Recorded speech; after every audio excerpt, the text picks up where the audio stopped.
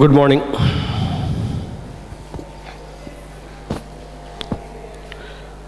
Today we start with AS14 start करते accounting for amalgamation.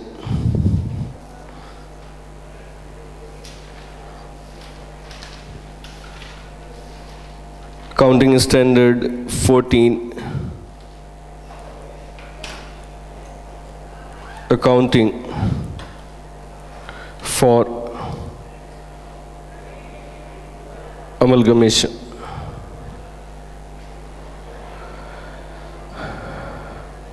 And AS14 accounting for amalgamation इसका corresponding Ind AS 103 है, but वो business combination है. Business combination थोड़ा different हो गया, it is wider than this. इसका जो Ind AS आता है, Ind AS 103, वो है बिजनेस कॉम्बिनेशंस. उसमें merger, demerger, asset swap, everything will be there. ठीक है.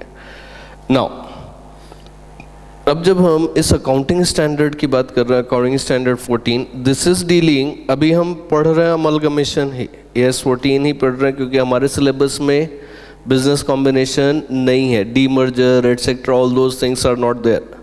नाउ अब यहाँ पे when we are talking about the amalgamation, amalgamation क्या हो गया? Amalgamation when one company is taking over another company or two companies are merging together to form one new company, that is the amalgamation or merger is there. Is this point clear? ठीक. अब जब हम बात कर रहे हैं amalgamation की, accounting for amalgamation, यहाँ पे हमारे को जो सीखना है, AS14 deals only with accounting for amalgamation in the books of transferee company. ठीक. तो अब जब हम पढ़ रहे हैं तो अब हम यहाँ पे सिर्फ AS14 नहीं कर रहे, अब हम अमलगमेशन सीख रहे हैं. सो हम वो भी करेंगे जो AS14 में नहीं है, मतलब ट्रांसफरर कंपनी भी पढ़ के लेंगे. ठीक. क्यों? क्योंकि सिर्फ transferee company, exam point of view अगर AS14 अमलगमेशन पढ़ना है तो फिर वो पूरा ही अमलगमेशन पढ़ना पड़ेगा, नहीं तो ये AS14 अलग से कोई रिलेवेंस नहीं है. जब हमारे को अकाउंटिंग फॉर अमलगमेशन पढ़ना है, so here it will be in 3 stages. 3 चीज़ें हमारे को यहाँ पे सीखनी पड़ेंगी. Accounting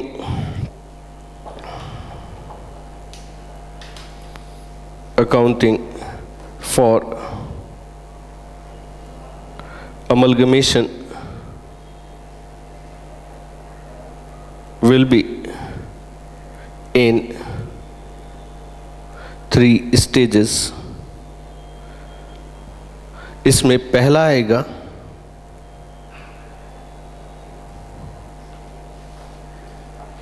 computation of purchase consideration.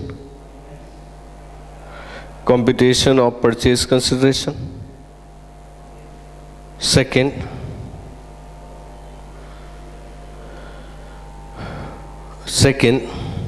accounting in books of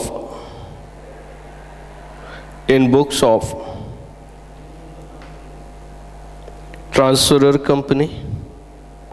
Then third, accounting in books of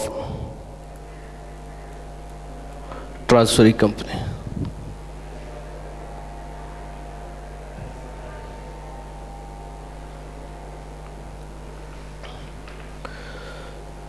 कोई भी हमारा एग्जाम पॉइंट ऑफ व्यू जो भी प्रॉब्लम रहेगा, उसमें पहली चीज तुम्हें क्या कंप्यूट करनी रहेगी? Purchase consideration.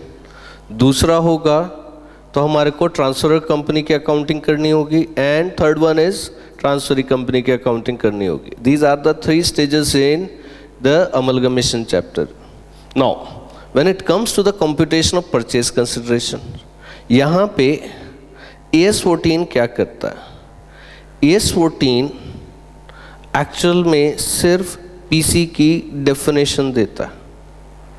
AS14 directly applicable नहीं है। What it does, AS14 defines PC.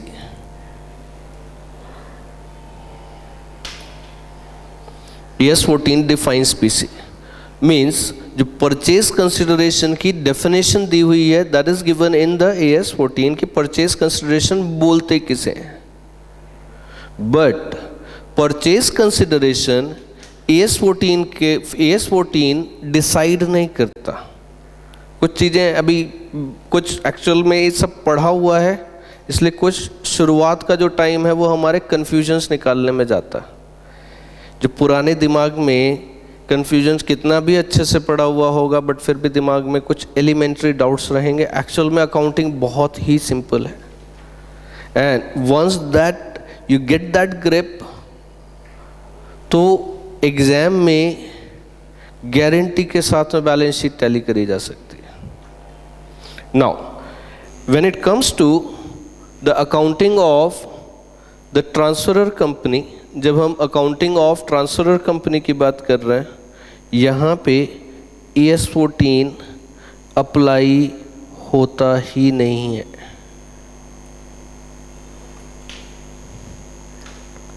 तो AS14 फिर अप्लाई हुआ कहाँ?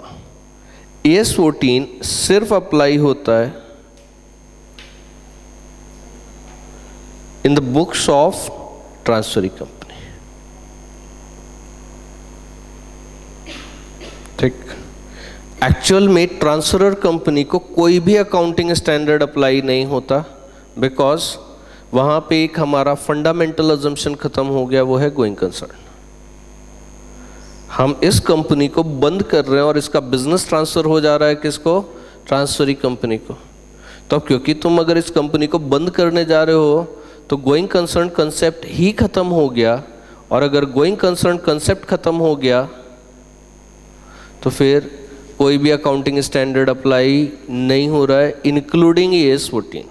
सो AS14 applies only to the accounting of the transferring company. It gives the definition of the PC, but it doesn't decide the PC. PC क्या होना चाहिए ये नहीं बता रहा। Is this point clear? PC क्या होना चाहिए ये नहीं बता रहा, PC की सिर्फ डेफिनेशन बता रहा। एंड क्यों? लुक, AS14 अकाउंटिंग के लिए अप्लाई हो रहा है, और जब हम अकाउंटिंग की बात कर रहे हैं तो अकाउंटिंग कब होगी? अमलगमेशन होने के पहले कि अमलगमेशन होने के बाद? कब होगी अकाउंटिंग? अकाउंटिंग कब होगी? अमलगमेशन होने के बाद ही होगी ना, ऑब्वियसली। और पीसी कब कंप्यूट होगी? अमलगमेशन होने के पहले। तुम कुछ भी खरीदने जाओगे तो पहले उसका प्राइस पूछोगे ना। अगर मैं मार्केट से ये मोबाइल खरीदने जाता हूँ तो अगर मैं ये मोबाइल खरीद रहा हूँ तो क्या होगा? इस केस में मैं पहली चीज़ क्या पूछूंगा उससे? इसका कीमत कितनी है, प्राइस कितना है। Is this point clear? बिना प्राइस पूछे हुए हम कोई भी चीज़ खरीद रहे हैं क्या? नहीं। तो करोड़ों की कंपनी कैसे खरीदेंगे? ऐसा थोड़ी ना होगा कि अमलगमेशन हो गया, सारा प्रोसीजर, सारी फॉर्मेलिटीज़ ख़त्म हो गई और किसी को मालूम ही नहीं है कि परचेज कंसिडरेशन थी कितनी। फिर उसके बाद में जब अकाउंटेंट आया एक हफ्ते की छुट्टी के बाद में, तो बैठा जब वो अकाउंटिंग करने लगा तो उसने बताया कि परचेज कंसिडरेशन तो इतनी है। वो ट्रांसफरिंग कंपनी के डायरेक्टर उसकी तरफ आंख खोल के देख रहे हैं, अच्छा इतनी है परचेज कंसिडरेशन, इतना दे दिया हमने। ऐसा होगा क्या? नहीं। परचेज कंसिडरेशन तो पहले ही डिसाइड हो चुकी थी। तो फिर अब क्या कर रहे हो? अब यहाँ पे और उस सिचुएशन में अकाउंटिंग स्टैंडर्ड कुछ भी होगा, ICAI का क्या ज्यूरिसडिक्शन बनेगा कि कौन अपनी कंपनी को कितने में बेचे। फेसबुक ने व्हाट्सएप को $19 बिलियन पे एक्वायर करा।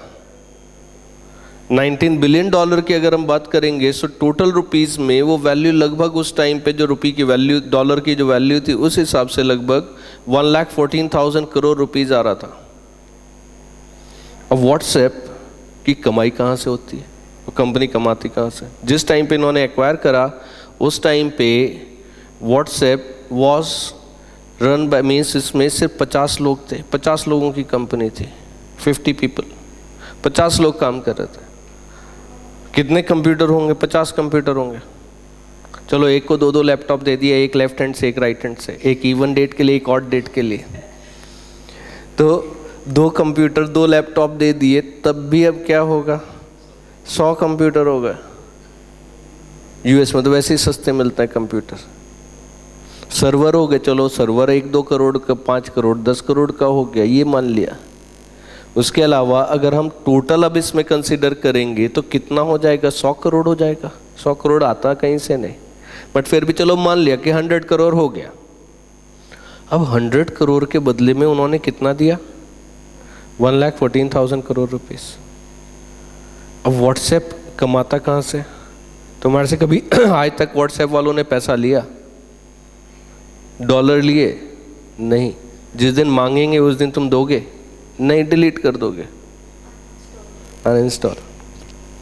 जिस दिन एक्चुअल में वो $1 लेने वाले थे पर ईयर कि 3 साल फ्री रहेगा, उसके बाद में $1 लेंगे, मतलब 55 रुपीज़ था, तो उस टाइम पे $1 55 रुपीज़ का चल रहा था। तो कितना लेने वाले थे?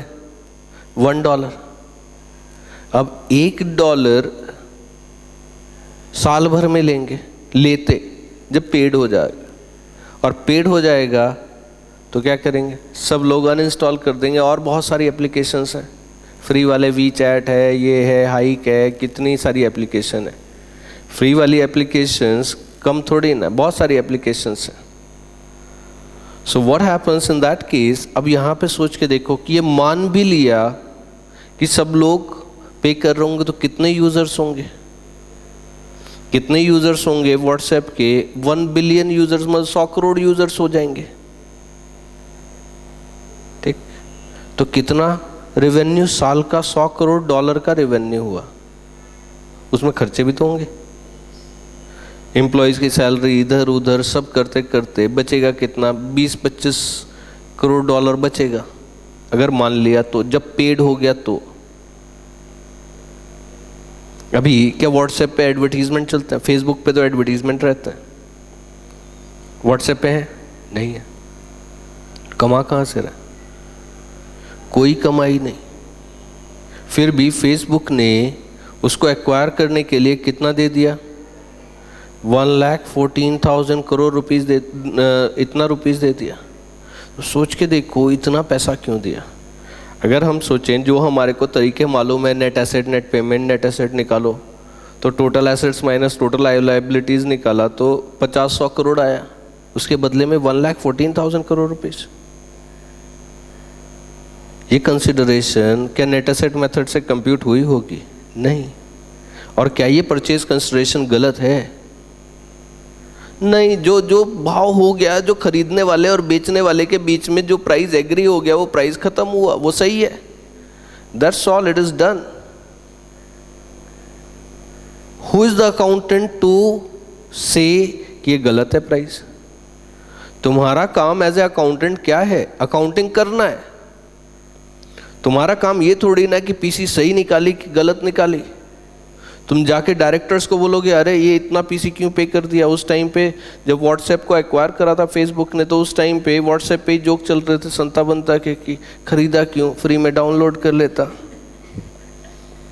अब यहाँ पे इस सिचुएशन में अब यहाँ 1,14,000 करोड़ पे करा, बट कुछ भी सोच के करा हो। अब हम कौन होते हैं ना ये पूछने वाले कि क्यों पे करा। तुम तो अकाउंटेंट हो, तुम्हारे को बताया कंसिडरेशन कितना 1,14,000 करोड़, तुमने पीसी लिखा 1,14,000 करोड़, आगे अकाउंटिंग शुरू करो ना, बात खत्म होती है।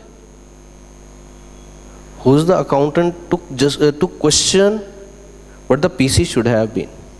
ठीक, यहाँ हाँ एग्जाम में प्रॉब्लम करते टाइम पे हमें पीसी निकालनी है, बट प्रैक्टिकली तो जब तक हमने अकाउंटिंग शुरू करी होगी तब तक पीसी ऑलरेडी कंप्यूट हो चुकी थी। पीसी हमारे पास में है, वो वैल्यू लेनी है, and we have to start with the accounting. तो पहली चीज क्या अकाउंटिंग स्टैंडर्ड या ICAI किसी को ये बता सकता है कि उसे अपनी कंपनी कितने में बेचनी चाहिए? नहीं। ये बता सकता है कि तुम्हें कंपनी कितने में खरीदनी चाहिए? नहीं। ये ज्यूरिसडिक्शन आता ही नहीं है। ठीक, क्यों? क्योंकि ICAI क्या हो गया? Institute of chartered accountants. किनका इंस्टीट्यूट है? अकाउंटेंट्स का इंस्टीट्यूट है ना। अकाउंटेंट कौन हो गया? मुनीम हो गया। पुरानी मूवीज वो बही खाता लेके बैठा रहता था, उधर सेठ बैठा है और वो साथ में बही खाता लेके बैठा हुआ है कि इसको इतना उधार दिया, उस पर उतना ब्याज लगा दिया, और वो हिसाब किताब बताता रहता था। तो अकाउंटेंट किसके हिसाब से काम करता है? मालिक के हिसाब से काम करता है। और PC कौन डिसाइड करेगा? मालिक डिसाइड करेगा, अकाउंटेंट नहीं। Is this point clear? So पहली चीज तो ये दिमाग से निकाल दो कि AS14 PC तुम्हारे को कंप्यूट करना बता रहा है कि PC कैसे कंप्यूट करनी चाहिए। नहीं, AS14 ये काम करता भी नहीं है। AS14 सिर्फ परचेज कंसिडरेशन डिफाइन करता है। सो यहाँ पे पहला परचेज कंसिडरेशन से ही शुरुआत करता है। So write purchase consideration.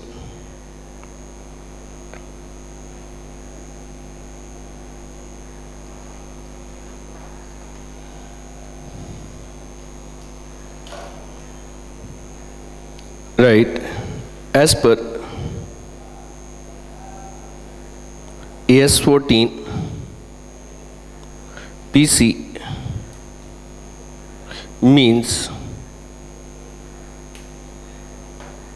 consideration payable to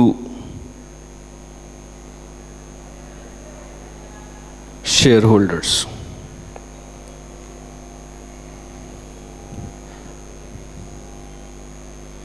And shareholders means shareholders include equity shareholder as well as preference shareholder.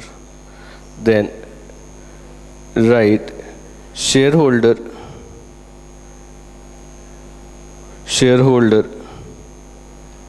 here means shareholder here means A, equity shareholders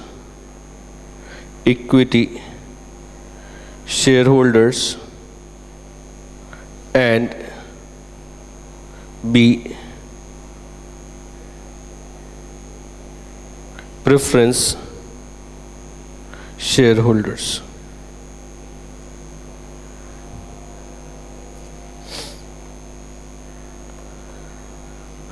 तो यहाँ पे शेयर होल्डर का मतलब क्या हो गया? Equity share holder as well as preference share holder. So जो भी हम कंसिडरेशन दे रहे हैं, इक्विटी शेयर होल्डर हो या प्रेफरेंस शेयर होल्डर हो, उनको जो भी कंसिडरेशन दिया, that is the part of the purchase consideration, that is the part of the PC. Is this point clear? It means what? The consideration payable to debenture holders and creditors will not be forming the part of PC. So write the note.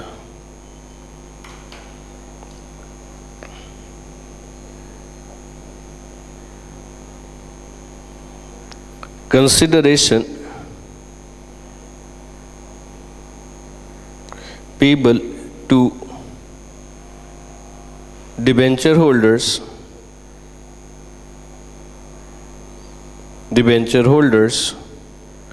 and creditors will not be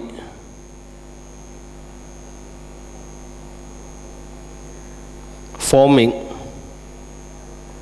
part of PC. Is this point clear?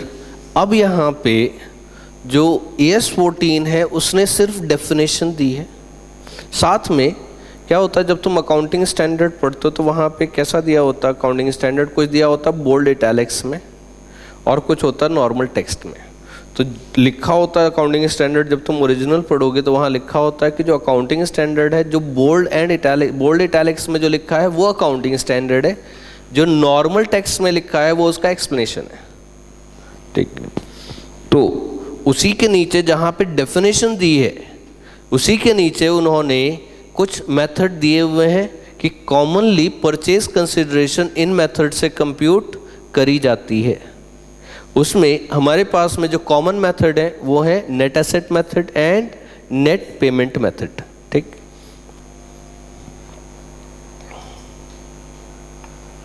Right the next note. As पर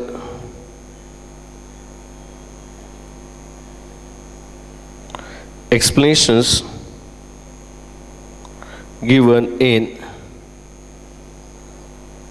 AS 14, normally PC is computed using following methods,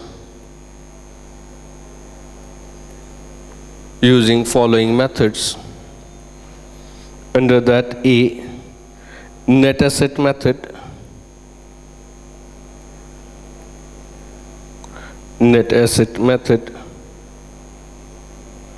then B, net payment method. Net asset method and net payment method.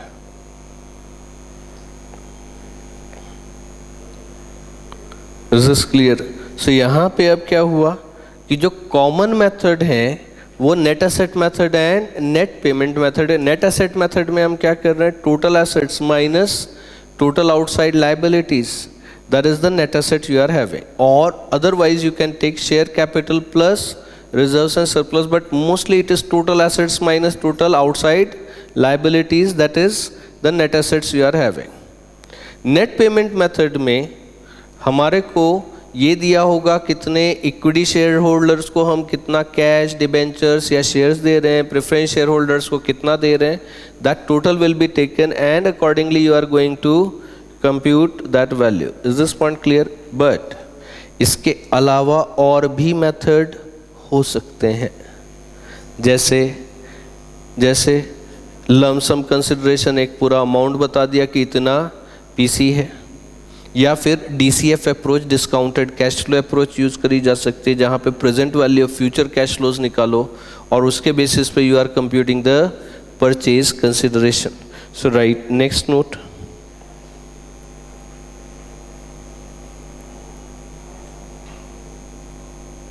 Apart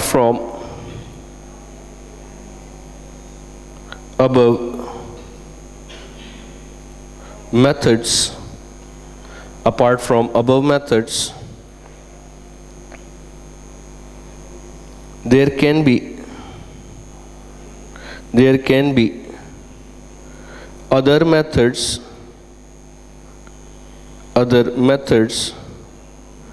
which can be used for computing,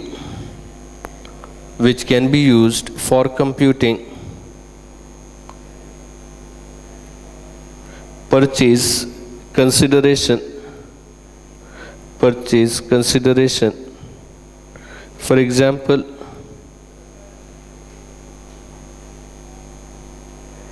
lump sum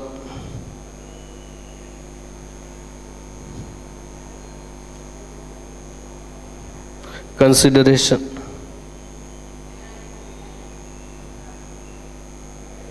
or discounted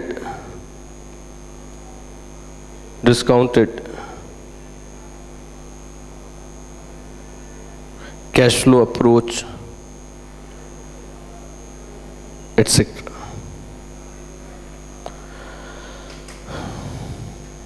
तो बहुत तरीके से purchase consideration निकाली जा सकती है, कैसे भी निकाली जा सकती है.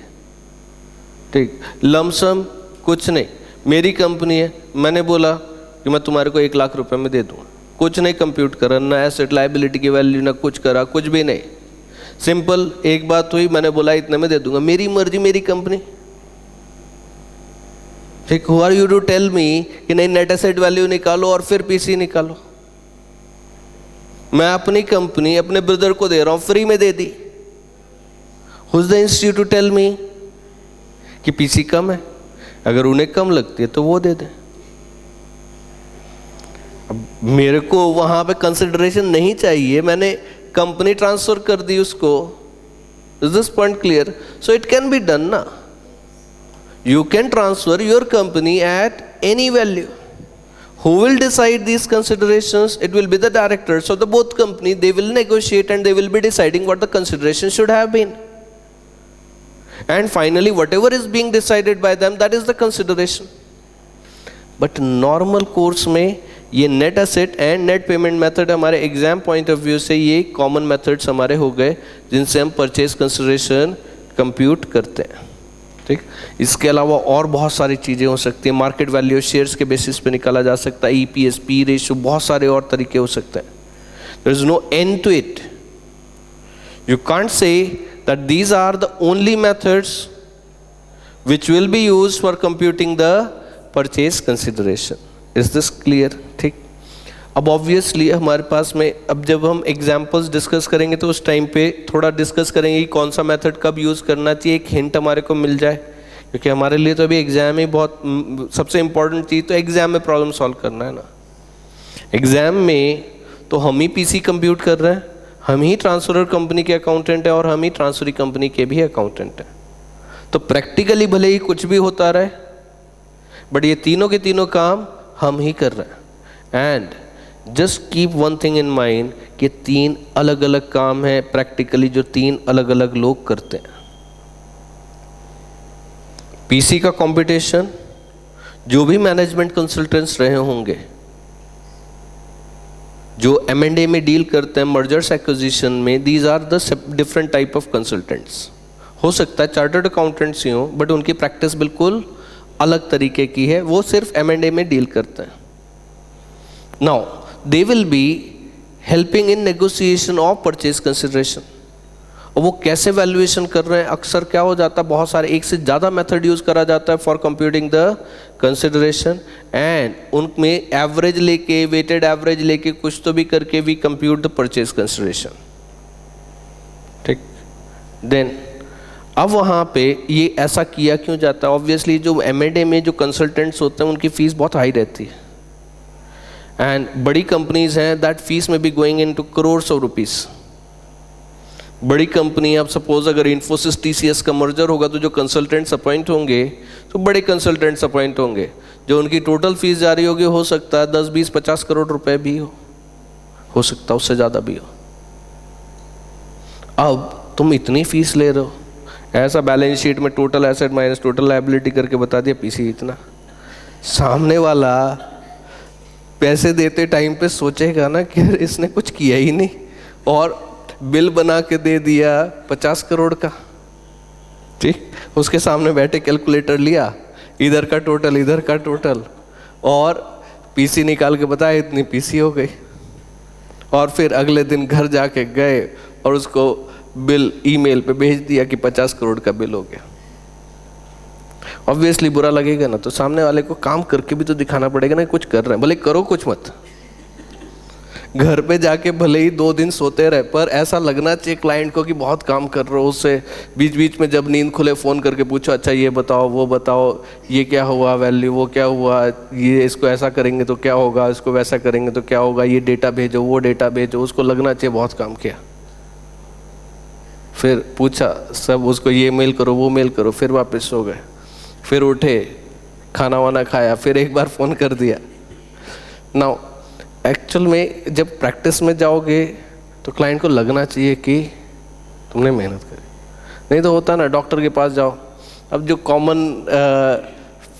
कॉमन कोल्ड और फ्लूज जब वो चलते हैं, तो सर्दी का टाइम आया, मौसम बदला, सबको एक तरीके के वायरस, वो सबको वायरल इन्फेक्शन हो रहा है, सबको एक जैसे हो रहा है। अब तुम्हारे से पहले 10 लोग उसके पास में आके गए वैसे ही छींकते खांसते हुए। ठीक, अब तुम भी पहुंचे वहाँ, उसने देखा शक्ल, समझ गया कि यही बीमारी है, उसने फटाफट लिख दिया, बोला ले जाओ ये दवाई ले लेना, बोला 500 रुपये दो। बुरा लगता ना कि ना स्टेथोस्कोप लगाया, ना पल्स चेक करी, कुछ ना कुछ भी नहीं, एंड फाइनली कुछ नहीं किया और बोला 500 रुपये दो।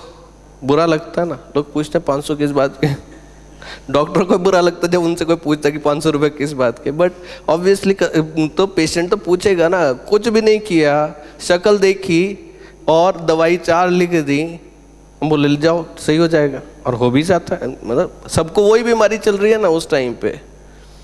सो सेम वे अगर तुम भी प्रैक्टिस कर रहे हो तो इम्पॉर्टेंट है, क्लाइंट को लगना चाहिए, भले ही डॉक्टर कुछ नहीं देख रहा हो, कैसा है स्टेथोस्कोप से आगे घूमो पीछे घूमो, ठीक, एंड चेक करा, फिर उसके बाद में फिर पल्स चेक करी, बीपी चेक करा, ये सब काम करे, उसके बाद में 2-4 मिनट बिठाया, फिर दवाई लिखी, दवाई वही लिखी, ठीक, वो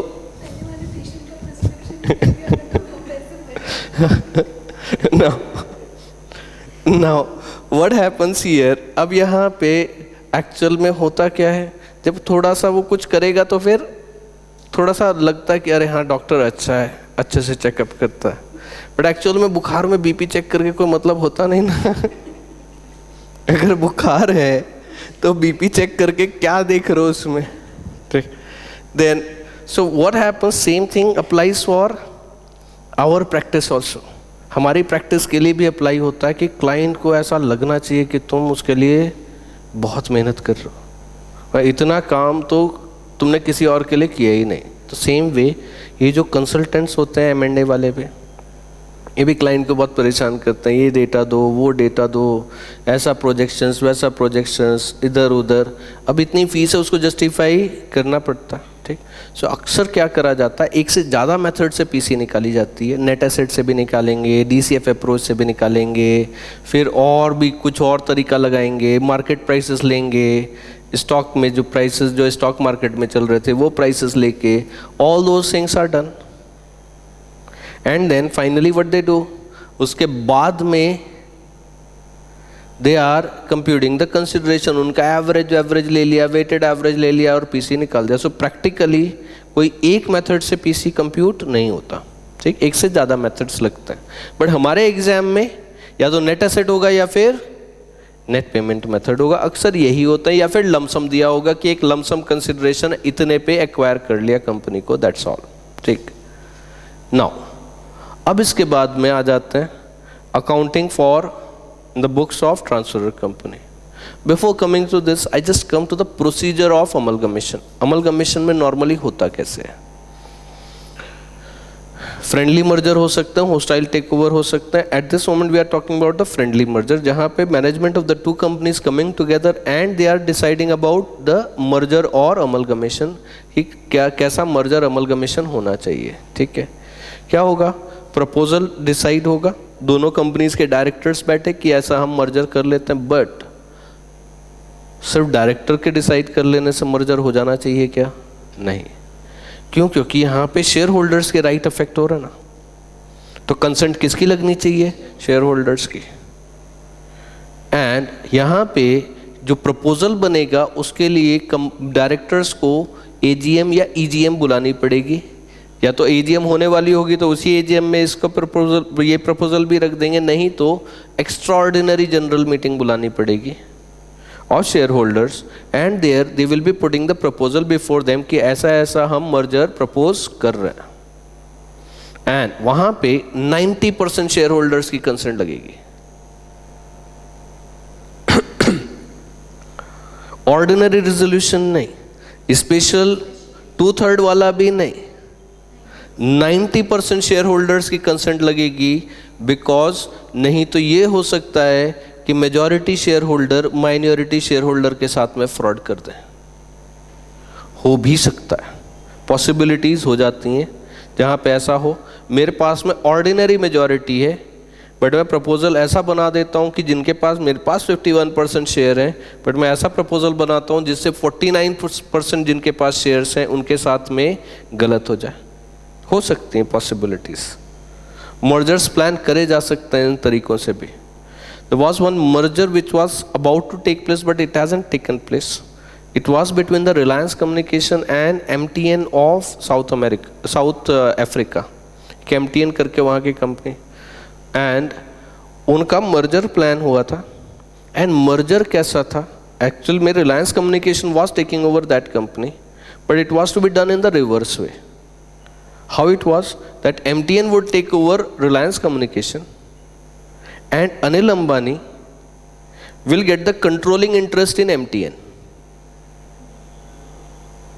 मतलब मर्जर कैसा होना था कि MTN will take over Reliance Communication and Anil Ambani will get the controlling interest. उसको shares वो allot करेंगे and he will get the controlling interest in MTN. ठीक.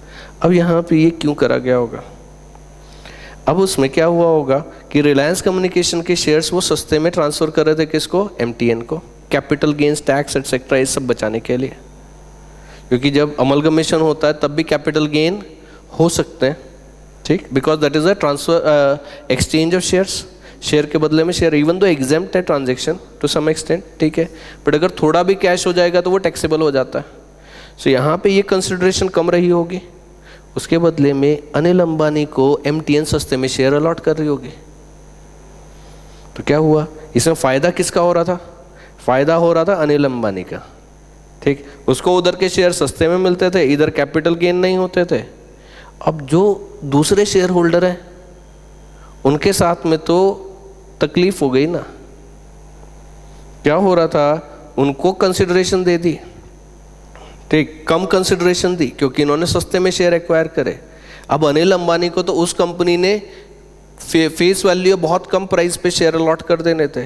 तो अनिल अंबानी के लिए तो सही था, बट बाकी शेयर होल्डर के लिए तो मुश्किल थी ना. अब ये that actually resulting into fraud with the small share holders हो ही रहा है ना, इनडायरेक्टली. ठीक, अब ये मर्जर हो इसलिए नहीं पाया बिकॉज जब 2005 में अनिल और मुकेश अंबानी के बीच में फैमिली सेटलमेंट हुआ था तो वहाँ पे एक क्लॉज था, that was the right of first refusal. मतलब अगर कोई भी अपने फैमिली ग्रुप की जो कंपनीज थी, रिलायंस ग्रुप की कंपनी, अगर कोई भी अपने कंपनीज के शेयर बेचेगा तो पहले उसे दूसरे को ऑफर देना पड़ेगा उसी सेम प्राइस पे. That is the first right of refusal. मतलब अगर अनिल अंबानी रिलायंस कम्युनिकेशन के शेयर MTN को बेच रहा है तो पहले ये ऑफर उसे किसे देना पड़ेगा? मुकेश अंबानी को. एंड उन्होंने दिया नहीं, बट मुकेश अंबानी ने क्या करा? ही रेज दैट क्लॉज और ही सेड कि if you are ready to sell this share to MTN at this price, I am ready to buy it. Because पहला राइट ऑफ रिफ्यूजल मेरा आता. पहले तुम्हारे को ये शेयर किसको ऑफर करने पड़ेंगे? मेरे को ऑफर करने पड़ेंगे, and then you can sell it. वो तो इंटेंट था ही नहीं ना. उतने सस्ते में शेयर बेच रहे थे मुकेश अंबानी का, तो बहुत फायदा हो जाता था उसमें. सो मर्जर हुआ नहीं. व्हाट आई वाज सेइंग कि इस तरीके के काम करे जा सकते हैं. इसलिए कितने % शेयर होल्डर की कंसर्न लगनी है? 90%. ऑर्डिनरी रेजोल्यूशन की बात नहीं, इवन स्पेशल नहीं, 90%. 10% can be descending share holders. और जो डिसेंडिंग शेयर होल्डर्स हैं उनके शेयर्स कौन एक्वायर कर लेगा? जो मना करेंगे नहीं नहीं हमारे को नहीं करना है, उसमें जो असेंटिंग शेयर होल्डर है उनके शेयर वो खरीद लेंगे at the price which was there in the consideration. Is this point clear? ठीक, अब 90% शेयर होल्डर की कंसेंट मिल गई तो क्या इतने से ही काम हो गया? नहीं. जब हम किसी भी कंपनी की बात करते हैं तो कंपनी में सिर्फ share holder, director, these are not the only interested parties. Creditors हैं, एम्प्लॉयज़ हैं, गवर्नमेंट है, these are also interested parties in any of the business. So what happens in that case? अब यहाँ पे अब तुम अमलगमेशन मर्जर कर रहे हो, उसमें हो सकता है कुछ एम्प्लॉयज़ की जॉब चली जाए, तो उनका भी तो राइट बनता है. एंड फ्रॉड करे जा सकते हैं क्रेडिटर्स के साथ में भी. मैं कंपनी बनाता हूँ या प्रोवाइडर्स ऑफ फाइनेंस के साथ में भी, बैंक्स के, फाइनेंशियल इंस्टीट्यूशन के साथ में फ्रॉड करा जा सकता है. कैसे? मैं कंपनी बनाता हूँ, उसमें 500 करोड़ का लोन लेता हूँ. अब 500 करोड़ का लोन लेके मेरे को उसको चुकाने की कोई इंटेंट नहीं है. वो सब डायरेक्टर्स ने इधर उधर करके खा पी के ख़त्म करे 500 करोड़ रुपए. देने की इंटेंशन ही नहीं है, ठीक। उसके बाद में एक नई कंपनी फॉर्म करी, नई कंपनी फॉर्म करी, वो भी गडकरी स्टाइल में कि ड्राइवर, क्लीनर वो उस कंपनी के डायरेक्टर हैं, एंड ऐसे ही डमी डायरेक्टर बना दिए, डमी शेयर होल्डर बना दिए, ठीक। और वो कंपनी इस कंपनी को टेक ओवर कर लेती है। कंसिडरेशन किस फॉर्म में? इन the form of equity share. जब तुम इक्विटी शेयर इशू करते हो तो क्या करना पड़ता? कुछ नहीं, एंट्री पास करनी पड़ती, बस बात खत्म हो गई। एंट्री पास करी, इधर शेयर इशू हो गए, रिटर्न ऑफ अलॉटमेंट भरना पड़ता, ऑथराइज कैपिटल रखना पड़ता, बस उतना, ठीक। और कंसिडरेशन तो जो मर्जी उतना रख, दोनों कंपनी अपनी है।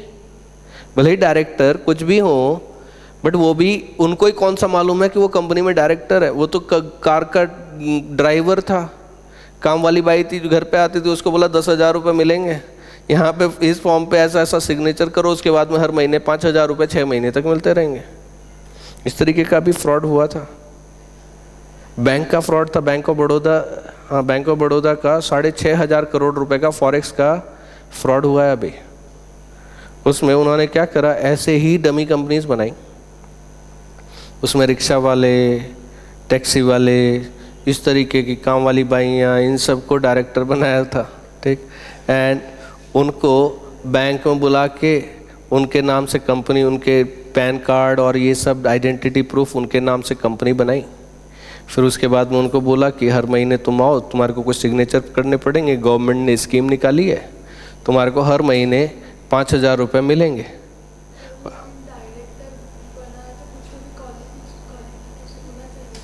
क्या क्वालिफिकेशन होता? अब ये बताओ कि चीफ मिनिस्टर बनने के लिए कोई क्वालिफिकेशन नहीं है, तो डायरेक्टर बनने के लिए क्या क्वालिफिकेशन हो गया?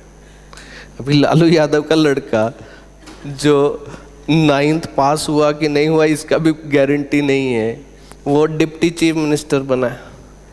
कंपनीज एक्ट में कहीं नहीं लिखा हुआ कि डायरेक्टर की क्वालिफिकेशन क्या होते हैं। क्वालिफिकेशन शेयर्स होते हैं कि इतने शेयर होने चाहिए तुम्हारे पास में, वो भी कंपनीज एक्ट नहीं बोलता, आर्टिकल्स अगर प्रोवाइड करेंगे तो होगा। तो क्वालिफिकेशन तो डायरेक्टर बनने के लिए कुछ भी नहीं है ना। बिल गेट्स ही कौन सा बहुत पढ़ा हुआ है, वही स्कूल ड्रॉप आउट है, स्कूल ड्रॉप आउट है वो भी। स्टीव जॉब कौन सा बहुत पढ़ा हुआ था? इस सब के बहुत पढ़े हुए थोड़ी ना थे। तो अब डायरेक्टर बनने के लिए कोई क्वालिफिकेशन नहीं है, कोई भी बन सकता, ठीक। एंड डायरेक्टर बना दिया, उनको क्या समझाया कि गवर्नमेंट ने तुम्हारे लिए स्कीम निकाली है, तुम्हारे को हर महीने 5,000 रुपये मिलेंगे, और तुम्हारे को आके हर महीने कुछ डॉक्यूमेंट साइन करने पड़ेंगे। वो भी सोचता है कि क्या फ़र्क पड़ता है, पैसे मिल ही रहे ना, देने थोड़ी ना पड़ रहा है। पहली बार में 10,000 रुपये दिए उसको, सारे डॉक्यूमेंट लेके आओ, तुम्हारे नाम का एक खाता खुलेगा, ये होगा वो होगा बैंक में। बैंक में भरोसा भी कर लेते हैं ना कि बैंक वाला बोल रहा है तो हाँ सही होगा। एंड वहाँ पे उसके नाम पे कंपनी बना दी, उसको शेयर होल्डर बना दिया, उसके नाम पे शेयर्स आ गए, एंड डमी कंपनी बन गए, वो डायरेक्टर बन गए। हर महीने आके वो सिग्नेचर कर रहे हैं, उनके नाम पे फंड ट्रांसफ़र हो रहे थे आउटसाइड इंडिया। एंड 6,500 करोड़ रुपए का फ्रॉड कर दिया। आखिर में फ्रॉड करके पकड़े तो कहीं ना कहीं जाते ही हैं, बट उन लोगों को थोड़ी ना मालूम कि उनके नाम पे ऐसे कंपनी चल रही हैं और वो इंटरनेशनल ट्रांजैक्शन कर रहे हैं, फंड ट्रांसफ़र हो रहे हैं। So all this kind of frauds can take place, ठीक। सो यहाँ पे भी मैं एक काम करता हूँ कि एक नई कंपनी बनाई, उसमें ऐसे ड्राइवर, क्लीनर, इन सब को डायरेक्टर बना दिया, और वो कंपनी एक कंपनी को टेक ओवर कर लेती है। अब अगर मेरे को बैंक क्रेडिटर से कंसेंट नहीं लेनी है तो मैंने कर डाला, अब वो कंपनी तो किधर रीपेमेंट करने वाली है, लोन नहीं करा, डिफॉल्ट हुआ। अब मैं तो पुरानी कंपनी में डायरेक्टर था ना, मैं जब तक डायरेक्टर था तब तक मैंने लोन पे करे, अब ये नई कंपनी नहीं पे कर रही ना, तो मैं क्या करूं? तुम उनके डायरेक्टर को पकड़ो ना, जब उनके डायरेक्टर ढूंढे जाएंगे तो वो बाबू भाई एंड शांताबेन, अब उनको मालूम ही नहीं कि उनके नाम पे कंपनी है, वो किसी कंपनी के डायरेक्टर हैं। अब जब फ्रॉड होगा तो फिर वो टीवी पे आना शुरू होगा, इंडिया टीवी वाले अपना कैमरा लेके पहुंचेंगे, एंड फिर उसके बाद में उसे पता चलेगा कि वो किसी कंपनी में डायरेक्टर है। अब इस तरीके के फ्रॉड हो सकते हैं ना, करे जा सकता। तो अब क्या, क्रेडिटर की कंसेंट लगनी चाहिए, फाइनेंसर्स की कंसेंट, बैंक्स की, इनकी कंसेंट लगनी चाहिए, एम्प्लॉयज की भी कंसेंट लगनी चाहिए, इवन गवर्नमेंट की भी कंसेंट लगनी चाहिए, बिकॉज गवर्नमेंट को टैक्सेस मिलते हैं। सो तुम ऐसी स्ट्रक्चर क्रिएट कर सकते हो जहाँ पे fraudulently you might be evading the taxes, that is possible. So अब यहाँ पे क्या हुआ कि सबकी कंसेंट लगते, तो जब एक बार ये सब हो जाता है, शेयर होल्डर का कंसेंट मिल गया, देन हाई कोर्ट में पिटीशन फाइल होती है, that they apply before the high court that we are going to merge the companies. ठीक, हाई कोर्ट के सामने पिटीशन फाइल होती है, then high court gives the notice to all concerned parties that we have received a petition by such and such companies. If anybody is having the objection, can file their objections before this date. इसे 1 महीने का time दे दिया उन्होंने कि जिसको भी objection हो, भले ही वो शेयर होल्डर हो, क्रेडिटर हो, या फिर बैंक हो, गवर्नमेंट हो, जिसको भी लगता है कि ये मर्जर सही नहीं हो रहा है, you file your objections before high court. Then high court will listen to all these objections, cross objections etc., will listen to both the parties and finally deciding about the merger कि merger होना चाहिए कि नहीं होना चाहिए। and in that order of high court everything will be written in black and white कि कब कब consideration means consideration होगी कैसे, किसको क्या consideration मिलना है, creditor को कैसे payment होना है, फाइनेंसर्स को वो आगे लोन उधर ट्रांसफ़र करेंगे कि नहीं करेंगे, कि इधर ही रीपेमेंट करना है उसका, everything will be written, detailed order आता है। उसमें ऐसा कुछ भी एम्बिग्यूटी नॉर्मल कोर्स में होती नहीं है कि शेयर होल्डर को शेयर्स मिलेंगे, डिबेंचर्स मिलेगा, कैश मिलेगा, क्या मिलेगा, देन प्रोवाइडर्स ऑफ मीन्स जो और प्रेफरेंस शेयर होल्डर का, डिबेंचर होल्डर का क्या होना है, सबके बारे में लिखा होगा, क्योंकि कोर्ट ने तो सबको सुना होगा ना, जिसको ऑब्जेक्शन रहा होगा सबके लिए ऑर्डर में बातें रहेंगी। अब पीसी कैसे कंप्यूट करो, उस ऑर्डर की कॉपी लो, उसमें देखो इक्विटी शेयर होल्डर को क्या कंसिडरेशन जा रही है, प्रेफरेंस शेयर होल्डर को क्या कंसिडरेशन जा रही है, और पीसी कंप्यूट हो गया। ये सब तो किसके सामने, कोर्ट के सामने ऑलरेडी नेगोशिएशंस में, या जो भी ऑब्जेक्शंस रहे होंगे सब फाइनलाइज हो गए होंगे। हो सकता है जो 10% शेयर होल्डर थे उन्होंने बोला होगा कि ये तो फ्रॉड कर रहे हैं, गड़बड़ कर रहे हैं कंसिडरेशन, ठीक, तो उन्होंने जस्टिफाई करा होगा कि हमने पीसी ऐसे निकाली है and this is the correct basis of doing the things, तो उन्होंने जस्टिफाई कर लिया होगा ना। Now as a accountant can you question the court? You can't. तो अकाउंटिंग स्टैंडर्ड क्या करता है, सिर्फ पीसी की डेफिनेशन देता है। नीचे उन्होंने एक्सप्लेनेशन में बताया है कि ये नॉर्मली ये मेथड यूज करे जाते हैं, बट ऐसे ही पीसी निकालनी चाहिए, ये अकाउंटिंग स्टैंडर्ड नहीं बताता। इंस्टीट्यूट ने यहाँ पे अपने जुरिस्डिक्शन को एक्सीड किया भी नहीं है। Is this point clear? Got this now? हाँ,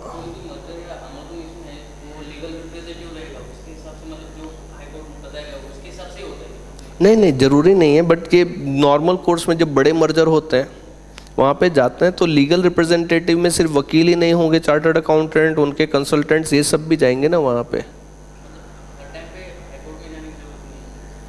छोटे मर्जर्स में नहीं होता, जहाँ पे सबकी कंसेंट आ गई, किसी को कोई ऑब्जेक्शन नहीं है, तुमने पहले ही सबकी कंसेंट ले ली, तो फिर वहाँ पे कंसेंट फाइल होके भी काम हो जाता है।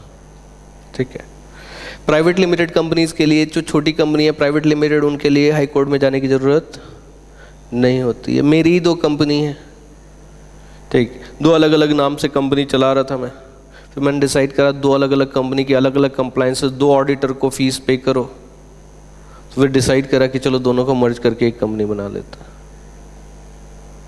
ठीक, so it can be done. अब उसमें मेरे को हाई कोर्ट जाने की ज़रूरत नहीं है। ठीक है, hope this is clear, got this? ठीक, अब इसके बाद में आ जाते हैं accounting of transferor company. Accounting of transferor company बहुत ही सिंपल है, हार्डली हमारे को 5 से 10 मिनट लगेंगे, इतने में ही पूरी की पूरी अकाउंटिंग हो जाती है। फर्स्ट थिंग, जब हम अकाउंटिंग ऑफ ट्रांसफरर कंपनी की बात कर रहे हैं तो ट्रांसफरर कंपनी कर क्या रही है, किस चीज़ की अकाउंटिंग कर रही है, किस चीज़ की अकाउंटिंग कर रहे हैं? वो अपना बिजनेस लिक्विडेट करने की अकाउंटिंग कर रहे हैं। किस चीज़ की अकाउंटिंग कर रहे हैं? बिजनेस बंद करने की अकाउंटिंग कर रहे हैं। एसेट लायबिलिटी ट्रांसफर करने की अकाउंटिंग नहीं कर रहे हैं। अगेन आई एम रिपीटिंग, क्योंकि किस चीज़ की अकाउंटिंग कर रहे हैं?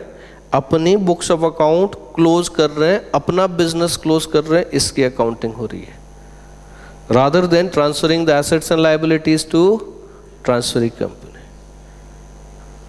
Is it clear? ठीक।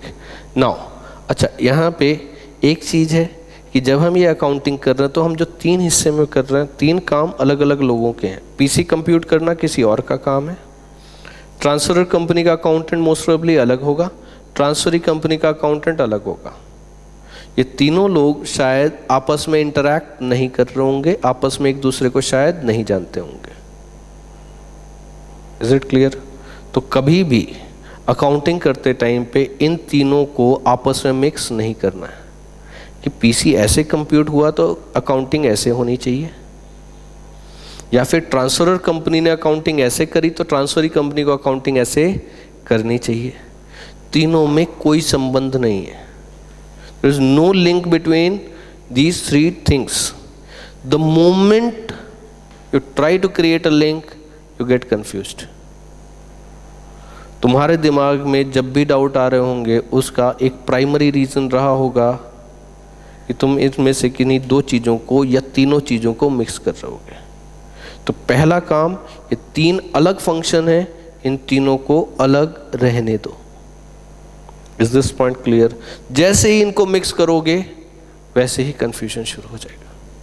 ठीक, ये मैं बोल रहा हूँ, तुमने भी मान लिया कि हाँ ठीक है नहीं करेंगे, बट यू विल डू। अब क्योंकि हम पूरा का पूरा चैप्टर अभी नहीं कर पाएंगे, मैं तुम्हारे सिर्फ बेसिक कंसेप्ट ही क्लियर कर पाऊंगा, एक आध एग्जाम्पल के थ्रू उसको एक्सप्लेन कर पाऊंगा, बट इट्स नॉट पॉसिबल कि इतने टाइम में, क्योंकि 10 दिन तो सिर्फ अमलगमेशन को ही लग जाता है, अदरवाइज करो तो वहाँ पे अब इतना तो पॉसिबल नहीं हो पाएगा। हाँ, जितने मेरे से पॉसिबल होगा मैं उतने बेसिक कंसेप्ट क्लियर करने की कोशिश करूँगा। ठीक है, now and but you will be needing the practice. उसके बाद में किधर भी दिक्कत आए, then you come to me. एक बार पहला बेसिक फ्रेमवर्क दिमाग में क्लियर होना चाहिए। Now we are coming to second, accounting in books of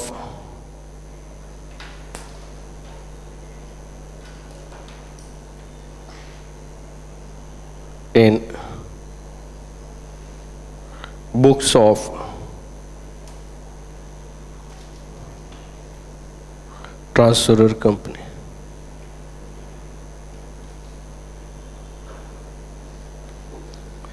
transferor company कौन हो गई?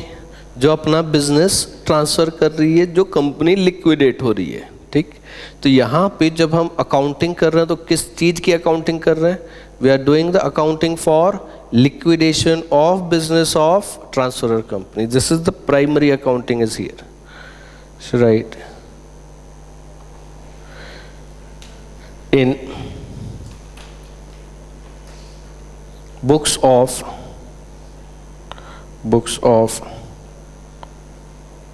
transferor company,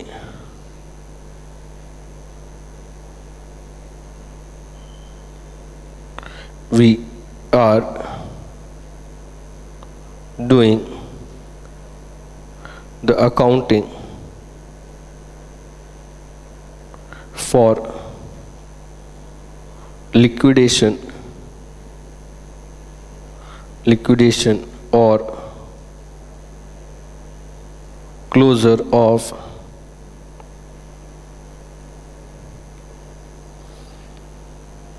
liquidation or closure of business. Liquidation or closure of business. Now, अब यहाँ पे ये अकाउंटिंग एसेट लायबिलिटी ट्रांसफ़र करने की नहीं है, ठीक, सिंपल सी चीज़ है। अब एक काम करते हैं, एक बैलेंस शीट बनाते हैं, ठीक, balance sheet in the books of the means books of the transfer company, उनकी बैलेंस शीट थी, ठीक। अगर मैं यहाँ पे बैलेंस शीट लूँ, एक बहुत सिंपल सी बैलेंस शीट ले रहा हूँ। सपोज ईयर हमारा ट्रांजैक्शन क्या था, A limited is taking over B limited, A limited and B limited are two companies, ठीक। ये जो बी लिमिटेड है that is taken over by A limited, ये it is taken over by A limited, B taken over by A limited. तो यहाँ पे ए limited क्या हो गई, ट्रांसफरी कंपनी हो गई, बी लिमिटेड क्या हो गई, ट्रांसफरर कंपनी हो गई, ठीक। At this moment we are doing the accounting in the books of transferor company. अब ये जो कंपनी है ये किस चीज़ की अकाउंटिंग कर रही है, ये अपना बिजनेस क्लोज डाउन करने की अकाउंटिंग कर रही है। किस चीज़ की अकाउंटिंग कर रही है, अपने बिजनेस को क्लोज डाउन करने की अकाउंटिंग कर रही है, rather than thinking about that they are doing the accounting or transferring their assets and liabilities to A limited, that is transferring company. Is this point clear now? अब यहाँ पे हमारी balance sheet B limited की balance sheet कैसी थी, B limited की balance sheet कैसी थी, इसमें we're having say equity share capital,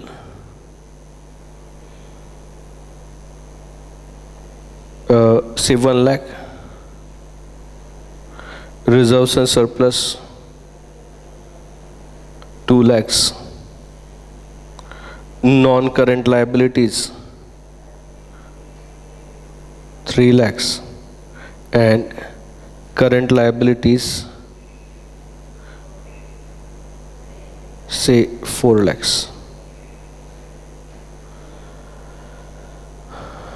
Then यहाँ पे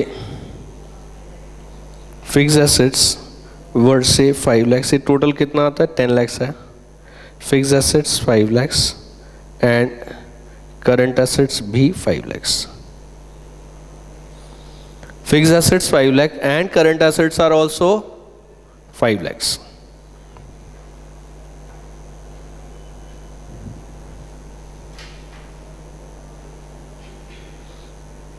अब ये बैलेंस शीट हमारे पास किसकी है, this is the balance sheet of the transferee company, sorry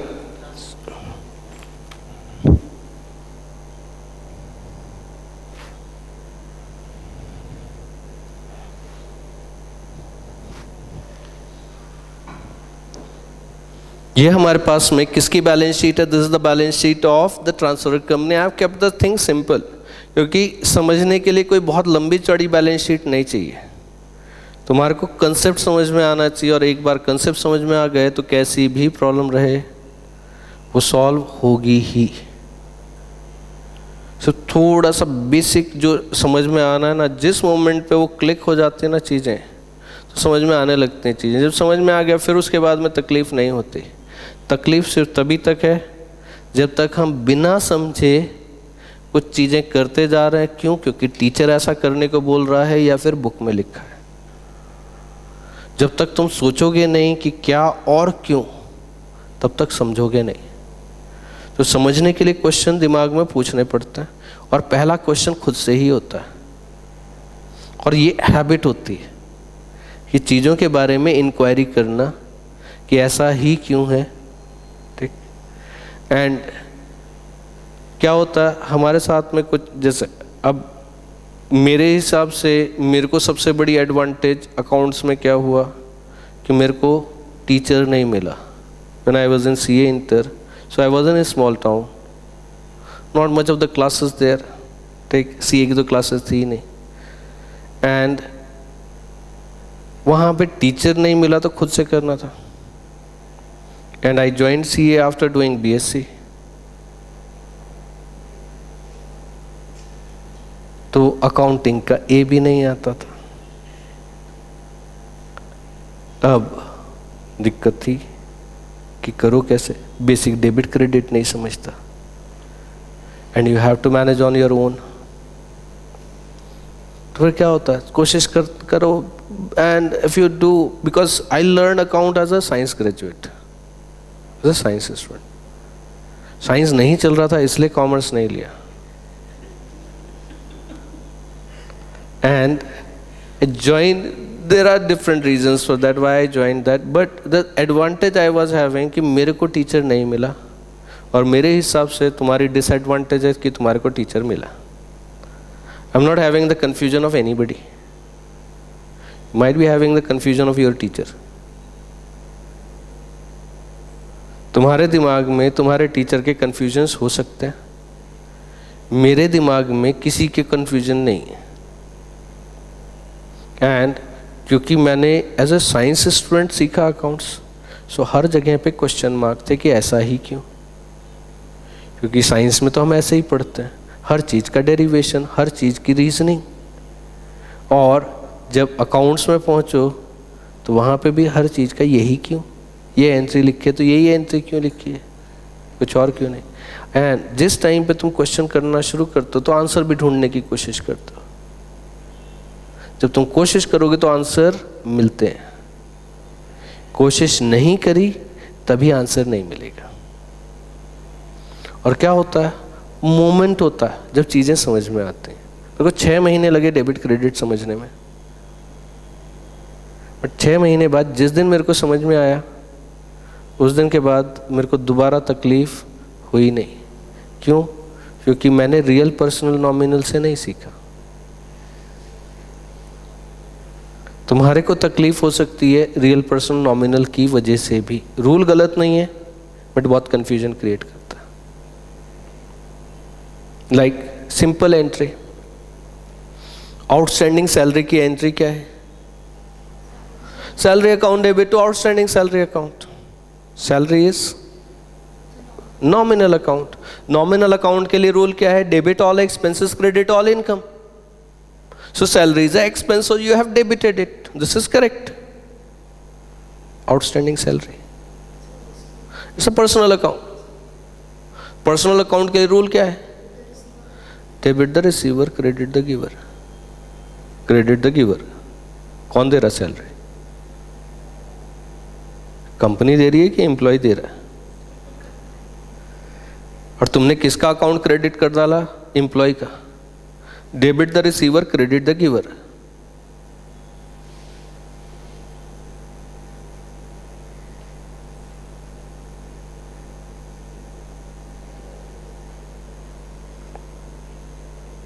आया दिमाग में डाउट? आया। हमारे को क्यों डाउट नहीं आता? क्योंकि हम क्वेश्चन करते ही नहीं ना। हमें एंट्री याद है, एंट्री सही है, बात खत्म हुई। हमने उसके आगे सोचा, सोचा क्या? नहीं सोचा। नहीं सोचा इसलिए क्वेश्चन दिमाग में आया ही नहीं। क्वेश्चन नहीं आया तो आंसर खोजने की कोशिश ही नहीं हुई ना। And here is the impairment in the learning. यही हमारे सीखने में सबसे बड़ी दिक्कत यही है कि हम क्वेश्चन नहीं करते। जब क्वेश्चन करोगे तो आंसर्स भी मिलने शुरू होंगे। जरूरी नहीं कि सबके आंसर मिल ही जाएंगे, बट कुछ तो आंसर मिलेंगे ना। ठीक? क्या एंट्री गलत है? नहीं। क्या रूल गलत है? नहीं। फिर ना रूल गलत ना एंट्री गलत, इसका मतलब हमारे समझने में कहीं गलती है। कहाँ गलती है? हमारे को ट्रांजैक्शन पूरा समझा नहीं है। चलो इसकी जगह रियल पर्सनल नॉमिनल अभी छोड़ते हैं, उसकी जगह सिंपल रूल बताता हूं मैं तुम्हारे को। क्या रूल?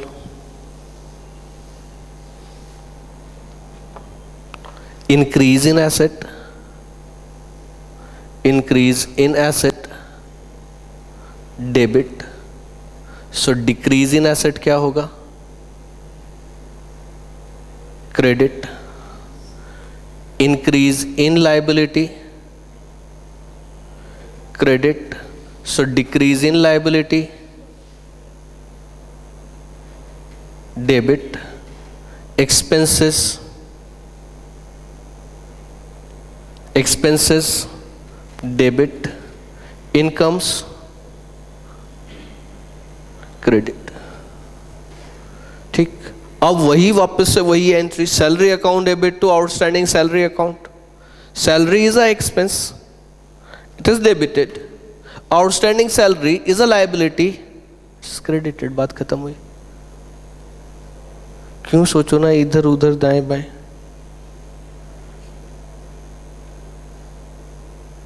और क्या हम पता लगा सकते हैं कि क्या एसेट है, क्या लायबिलिटी है, क्या इनकम है, क्या एक्सपेंस है? और अकाउंटिंग में इनके अलावा कुछ और होगा?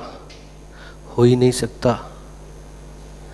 या तो जो ट्रांजैक्शन है या तो वो एसेट होगा या लायबिलिटी होगा या इनकम होगा या फिर एक्सपेंस होगा. अगर इसके अलावा कुछ है तो उसकी तुम अकाउंटिंग कर ही नहीं रहे हो.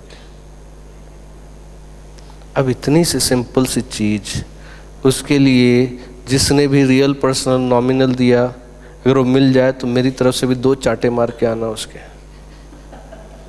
अपना तो अपने जितने मारने उतने मारना, ठीक. मेरी तरफ से भी 2 मारना. अब वो मिलेगा नहीं, उसके लिए ऊपर जाना पड़ेगा. बट क्या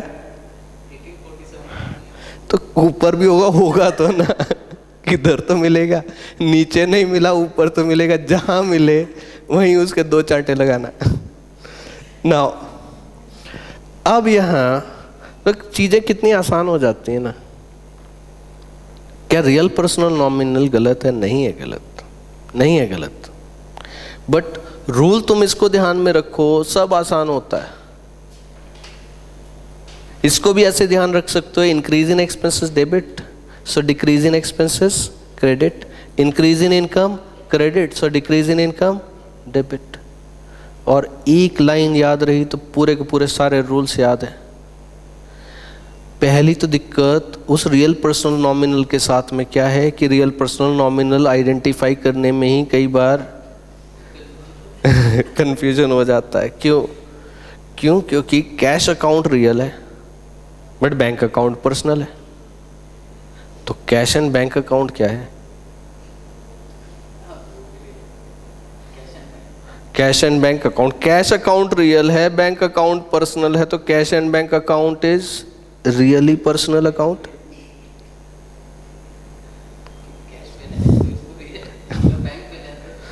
हाँ अभी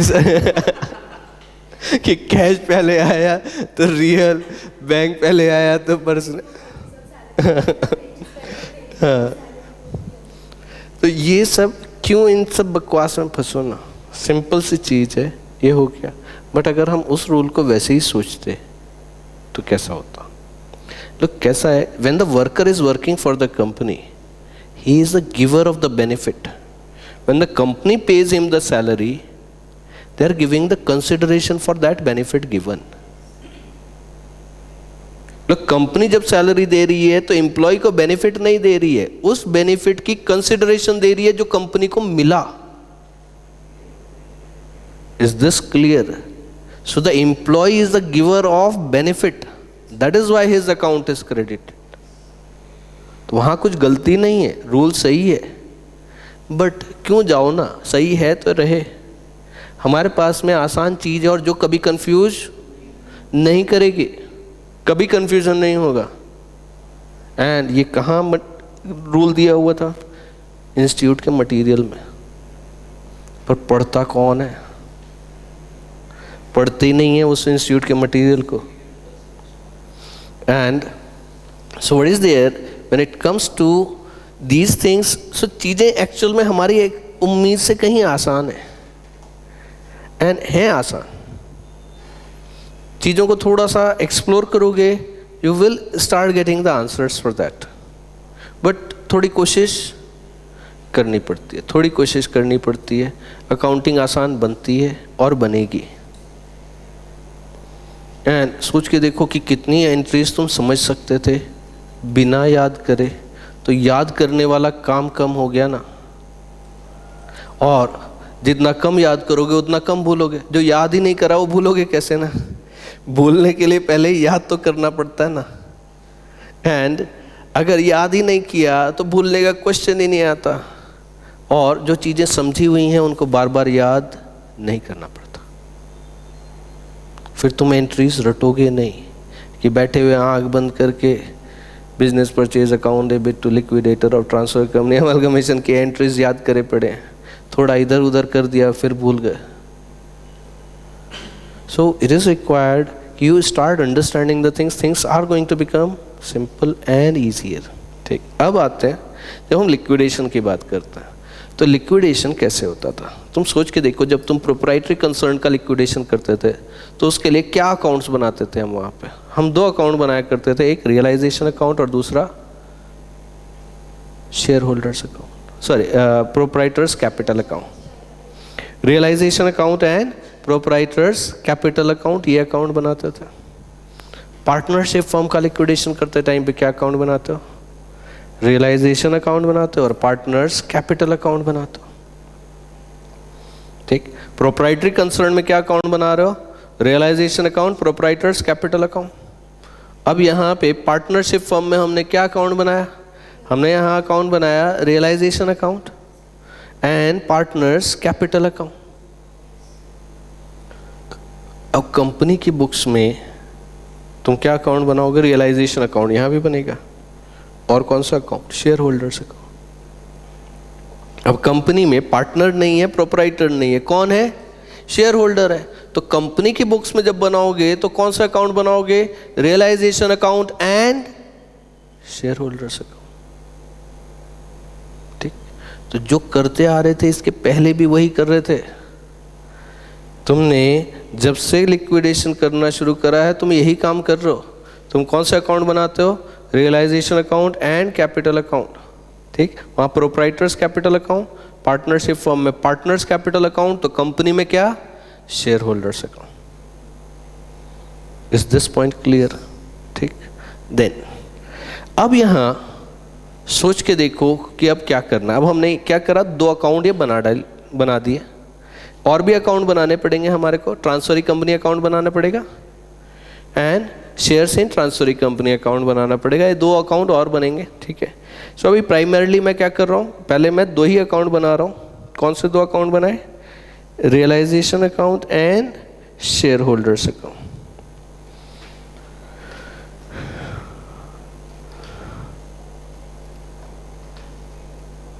realisation account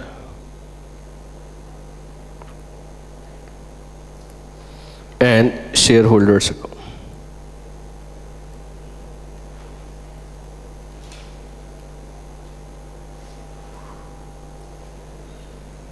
Realization account and shareholders account। ठीक, अब यहाँ क्या करना है तुम्हारे को, हमारे को क्या करना है, कंपनी का बिजनेस बंद करना है। ठीक, मतलब उसकी बुक्स में जितने लेजर्स हैं वो सब क्लोज करने, ट्रांसफर नहीं करने, क्लोज करने। हम अपनी बुक्स ऑफ अकाउंट क्लोज कर रहे हैं, हम अपनी बुक्स ऑफ अकाउंट उठा के ट्रांसफरी कंपनी के ऑफिस में नहीं रख के आ रहे। चीज समझ के लो, बेसिक। हम क्या कर रहे हैं, अपने ऑफिस में बैठ के अपनी बुक्स ऑफ अकाउंट क्लोज कर रहे हैं। हम अपनी बुक्स ऑफ अकाउंट उठा के ट्रांसफरी कंपनी के ऑफिस में रख के नहीं आते। Is this clear. ठीक, अब यहाँ पे सोच के देखो, टैली पे तुम अकाउंटिंग कर रहे हो। टैली पे तुम्हारे पास में ये बी लिमिटेड कंपनी है। ठीक, जब तुम जाओगे तो कैसा, जब शुरुआत होगा तो गेटवे ऑफ टैली आएगा, उसमें सेलेक्ट कंपनी करा F1 दबा के, तो सेलेक्ट कंपनी वहाँ पे आ गया बी लिमिटेड। अब तुम्हारे को क्या करना है, इस कंपनी को बंद करना। कैसे बंद करोगे, एक टैली में ऑप्शन आता है डिलीट कंपनी। कंपनी डिलीट कर दो, खत्म हो गया। सब दिक्कत ही खत्म हुई, ठीक। डिलीट कंपनी का ऑप्शन लिया, खत्म हो गई कंपनी। बट ऐसे नहीं करना है। अब यहाँ पे कंपनी की हमारे को उसके लिए क्या करना पड़ेगा, सारे बुक्स ऑफ अकाउंट क्लोज करने पड़ेंगे। सारे अकाउंट्स क्लोज करोगे फिर जाके कंपनी बंद होगी। Is this clear? अब यहाँ तुम्हारे पास में शेयर होल्डर्स अकाउंट है या फिर शेयर कैपिटल अकाउंट है। शेयर कैपिटल अकाउंट, अब शेयर कैपिटल अकाउंट में क्या दिख रहा होगा तुम्हारे को यहाँ पे, बाय बैलेंस ब्रॉट डाउन कितना, 1 लाख। वहां पे शेयर कैपिटल क्या है, तुम बैलेंस शीट वहां पे सेलेक्ट करोगे तो बैलेंस शीट तुम्हारे सामने आ गई। जैसे ही वहां पे जाके शेयर कैपिटल को करोगे तो शेयर कैपिटल का लेजर खुल जाएगा। शेयर कैपिटल का लेजर खुला हुआ है तुम्हारे सामने और यहाँ पे बैलेंस ब्रॉट डाउन है कितना, 1 लाख है, ठीक।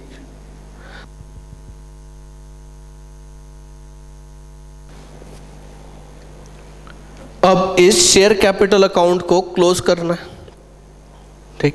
यहां पे हमारे पास क्रेडिट बैलेंस है।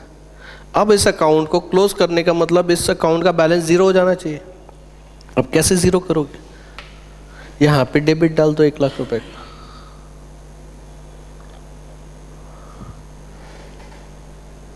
अगर मैं यहां पे 99,999 का डेबिट डालूं तो क्या ये अकाउंट क्लोज हुआ? अगर मैंने 1,01,000 का डेबिट डाल दिया तो क्या ये अकाउंट क्लोज हुआ? नहीं हुआ। कब क्लोज होगा ये अकाउंट? सिर्फ एक ही सिचुएशन में, जब तुम यहां पे 1 लाख रुपीज का डेबिट डाल दोगे। एग्रीइंग विद दिस और नॉट? तो अगर 1 लाख रुपीज का क्रेडिट था यहाँ पे तो 1 लाख रुपीज का ही डेबिट डालना पड़ेगा, 1 रुपए कम या ज़्यादा नहीं हो सकता, नहीं तो ये अकाउंट क्लोज नहीं होने वाला। अब शेयर कैपिटल किसका पैसा है? शेयर होल्डर्स का पैसा है ना, तो कहाँ जाना चाहिए? शेयर होल्डर्स अकाउंट को। तो क्या करोगे यहाँ पे, टू शेयर होल्डर्स अकाउंट कितना, 1 लाख। तब हम क्या करेंगे, जो शेयर होल्डर का पैसा है, share capital, reserves and surplus, अगर पुराने तरीके से बैलेंस शीट बनी हुई होगी तो वहाँ पे मिसलेनियस एक्सपेंसेस रहे होंगे। Share capital, reserves and surplus, miscellaneous expenses, ये कहाँ जाने हैं? शेयर होल्डर्स अकाउंट को जाएंगे ना, क्योंकि ये उनका पैसा है। किस वैल्यू पे जाएंगे? सब कुछ बुक वैल्यू पे ही जाएगा, irrespective how the purchase consideration was computed. Is this point clear? भूल जाओ कि तुमने अब पीसी कंप्यूट करी कैसे। पीसी कंप्यूटेशन का पार्ट अलग था and accounting of transferor company अलग है। Is it clear? Everybody got this? ठीक। तब यहां पे हम क्या करेंगे, ये जो शेयर कैपिटल है ये कहाँ चला जाएगा? शेयर होल्डर्स को। रिजर्व्स एंड सरप्लस कहाँ चला जाएगा?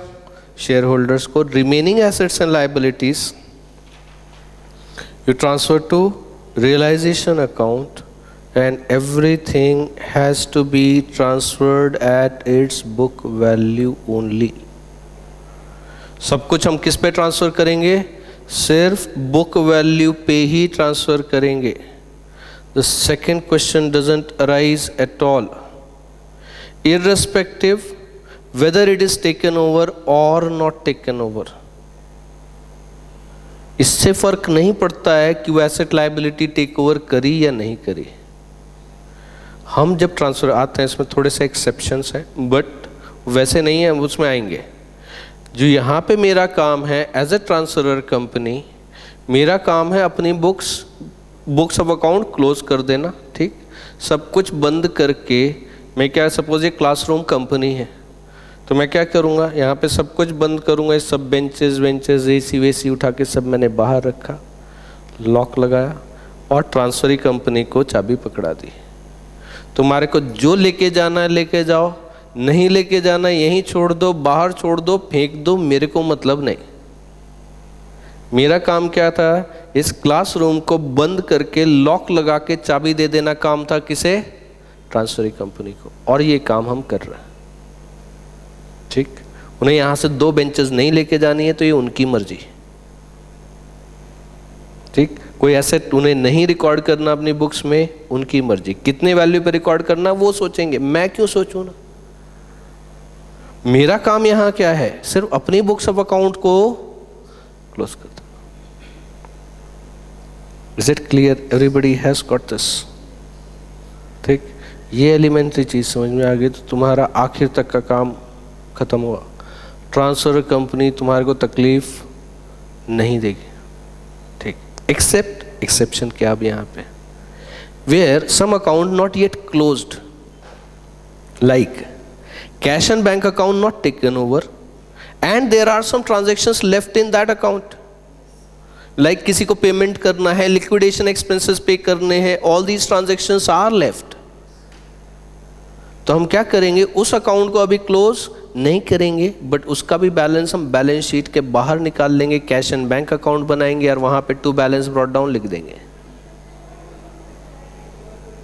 Is it clear?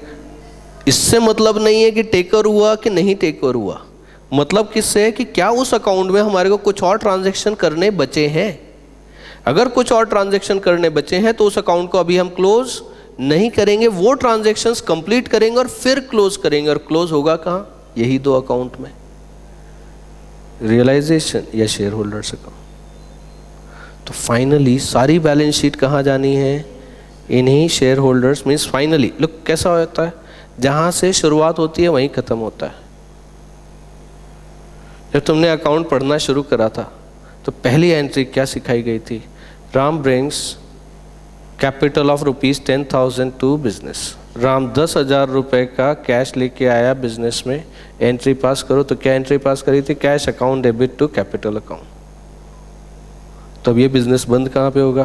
Capital account debit to cash पे। कंपनी कैसे शुरू हुई? शेयर होल्डर पैसा लेके आए तो कंपनी शुरू हुई।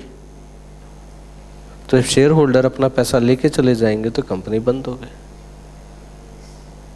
ठीक। This is the law of the nature. जहां से शुरुआत होती है वहीं पे जाके खत्म हो जाता है। एंड कंपनी भी जैसे शुरू हुई वैसे ही खत्म भी हो जाएगी। Is this clear? ठीक। बहुत एलिमेंट्री चीजें। मेरे को यहाँ पे एक्चुअल में मेन तकलीफ क्या है, जब मैं तुम्हारे को अभी सिखा रहा हूँ, क्योंकि तुमने पढ़ लिया पहली बार पढ़ रहे होते तो मेरे को तुम्हारे को सिखाना बहुत आसान होता था। अभी तुम्हारे दिमाग में पुराने बहुत सारे डाउट्स आगे बचे रहेंगे जिसको रिजॉल्व करने में ही टाइम जाने वाला है। बाकी ऐसा जिसमें तुम्हारे को लगता है कि कुछ बहुत सीखने का है, कुछ नहीं सीखने का, कुछ भी नहीं है सीखने के लिए, बहुत सिंपल है, ठीक। नाउ अब यहाँ अब क्या होता है? तो हमने क्या कर दिया? Share capital, reserves and surplus, miscellaneous expenses if any will be transfer to home?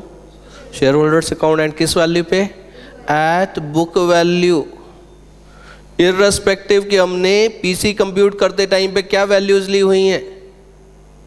Remaining assets and liabilities except for those accounts which are not yet to be closed will be transferred to realization account at what value? At book value. सोचना ही नहीं कि PC compute करते time पे क्या value लिखी। तो मैंने क्या बोला कि कंफ्यूजन कब होगा? जब तुम 2 चीजों को लिंक करने की कोशिश करोगे कि पीसी ऐसे निकली तो अब यहां अकाउंटिंग ऐसे होगी। बिल्कुल सेग्रीगेट कर दो। 3 कमरे हैं, एक में तुम बैठ के पीसी कंप्यूट करते हो, दूसरे कमरे में जाके ट्रांसफरर कंपनी की अकाउंटिंग करते हो, और तीसरे कमरे में जाके ट्रांसफरिंग कंपनी की अकाउंटिंग करते हो। और तीनों कमरों में आपस में लिंक करने वाली कोई विंडो नहीं है कि तुम वहां पे झांक के देख रहे हो कि अरे ये क्या कर रहा है, ठीक। You can't do this. The moment you try to do this you will make a mistake or you get confused. Is it clear? पहला पीसी निकाला, वो दरवाजा बंद करा, दूसरे कमरे में आए, ट्रांसफर कंपनी की अकाउंटिंग करी, उधर से निकले ट्रांसफर कंपनी की अकाउंटिंग करने चले गए।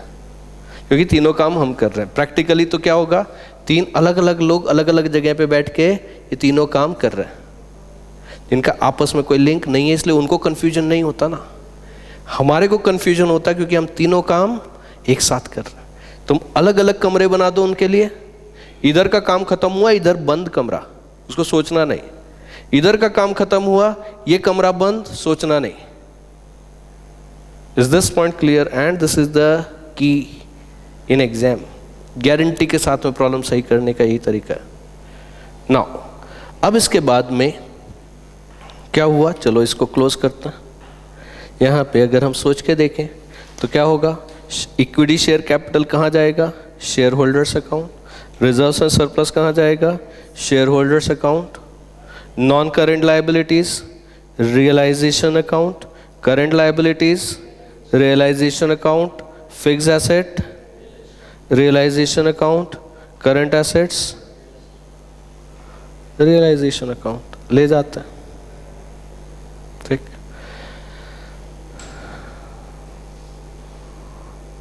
And what you will be doing here, यहाँ पे इसको ट्रांसफर कर दिया। सो क्या हुआ, शेयर होल्डर्स अकाउंट में बाय इक्विटी शेयर कैपिटल कितना 1 lakh, by reserves and surplus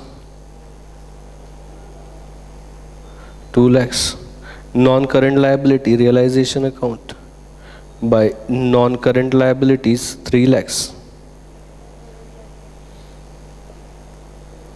bye current liabilities 4 lakhs।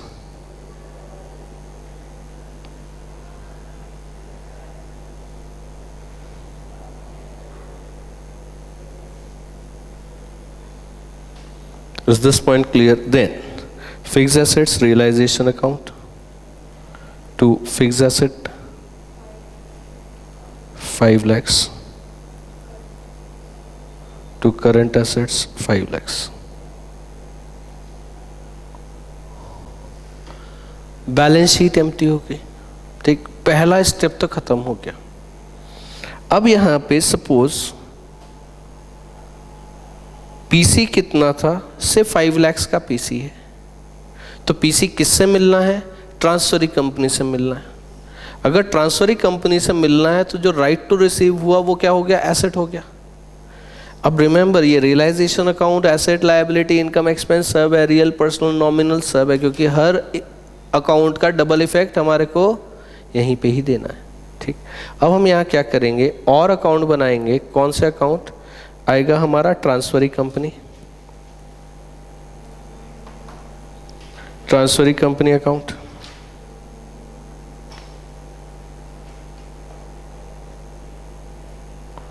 Then shares in transferee company account.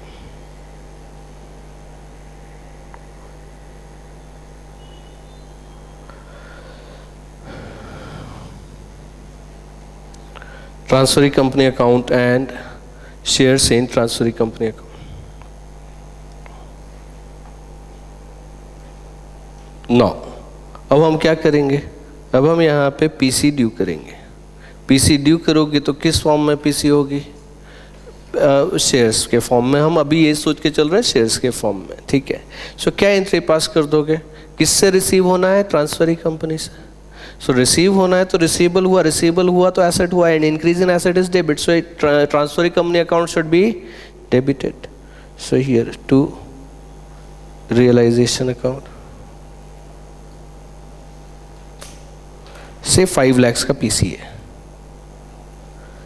PC से 5 lakhs,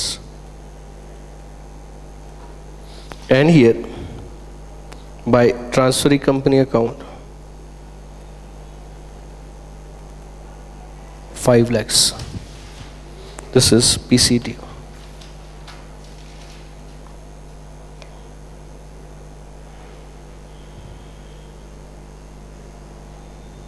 ठीक, then after this अब हम क्या करेंगे, पीसी रिसीव कर लेंगे। पीसी किस फॉर्म में आ रहा है, it is in the form of the shares in transferee company. So जब शेयर्स इन ट्रांसफरिंग कंपनी, तो ट्रांसफर कंपनी के लिए एसेट हो गया ना, सो इसको डेबिट कर दिया। और जो रिसीवेबल वाला एसेट था वो रिसीवेबल खत्म हो गया क्योंकि रिसीव हो गया वो चीज़। सो क्या हो जाएगा, shares in transferring company account debit to transferring company account, कितना 5 लाख, और यहाँ पे by shares in transferring company कितना 5 lakh.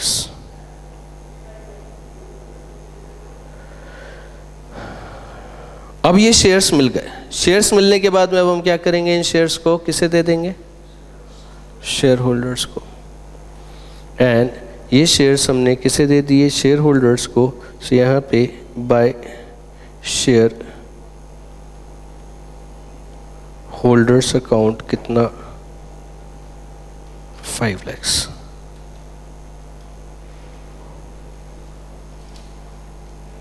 By shareholders account कितना 5 lakh. And shareholders account में ये कितना आ जाएगा, to shares in transferring company account कितना 5 लाख। रियलाइजेशन का गेन लॉस निकालो, रियलाइजेशन का गेन लॉस निकालो।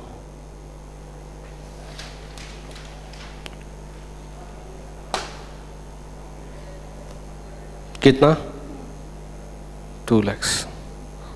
गेन आया कि लॉस आया, gain. So to shareholders account 2 lakh, this is gain on realization। and here shareholders account में by realization account 2 lakhs। and ये अकाउंट कितने से टैली हो गया, 5 lakhs।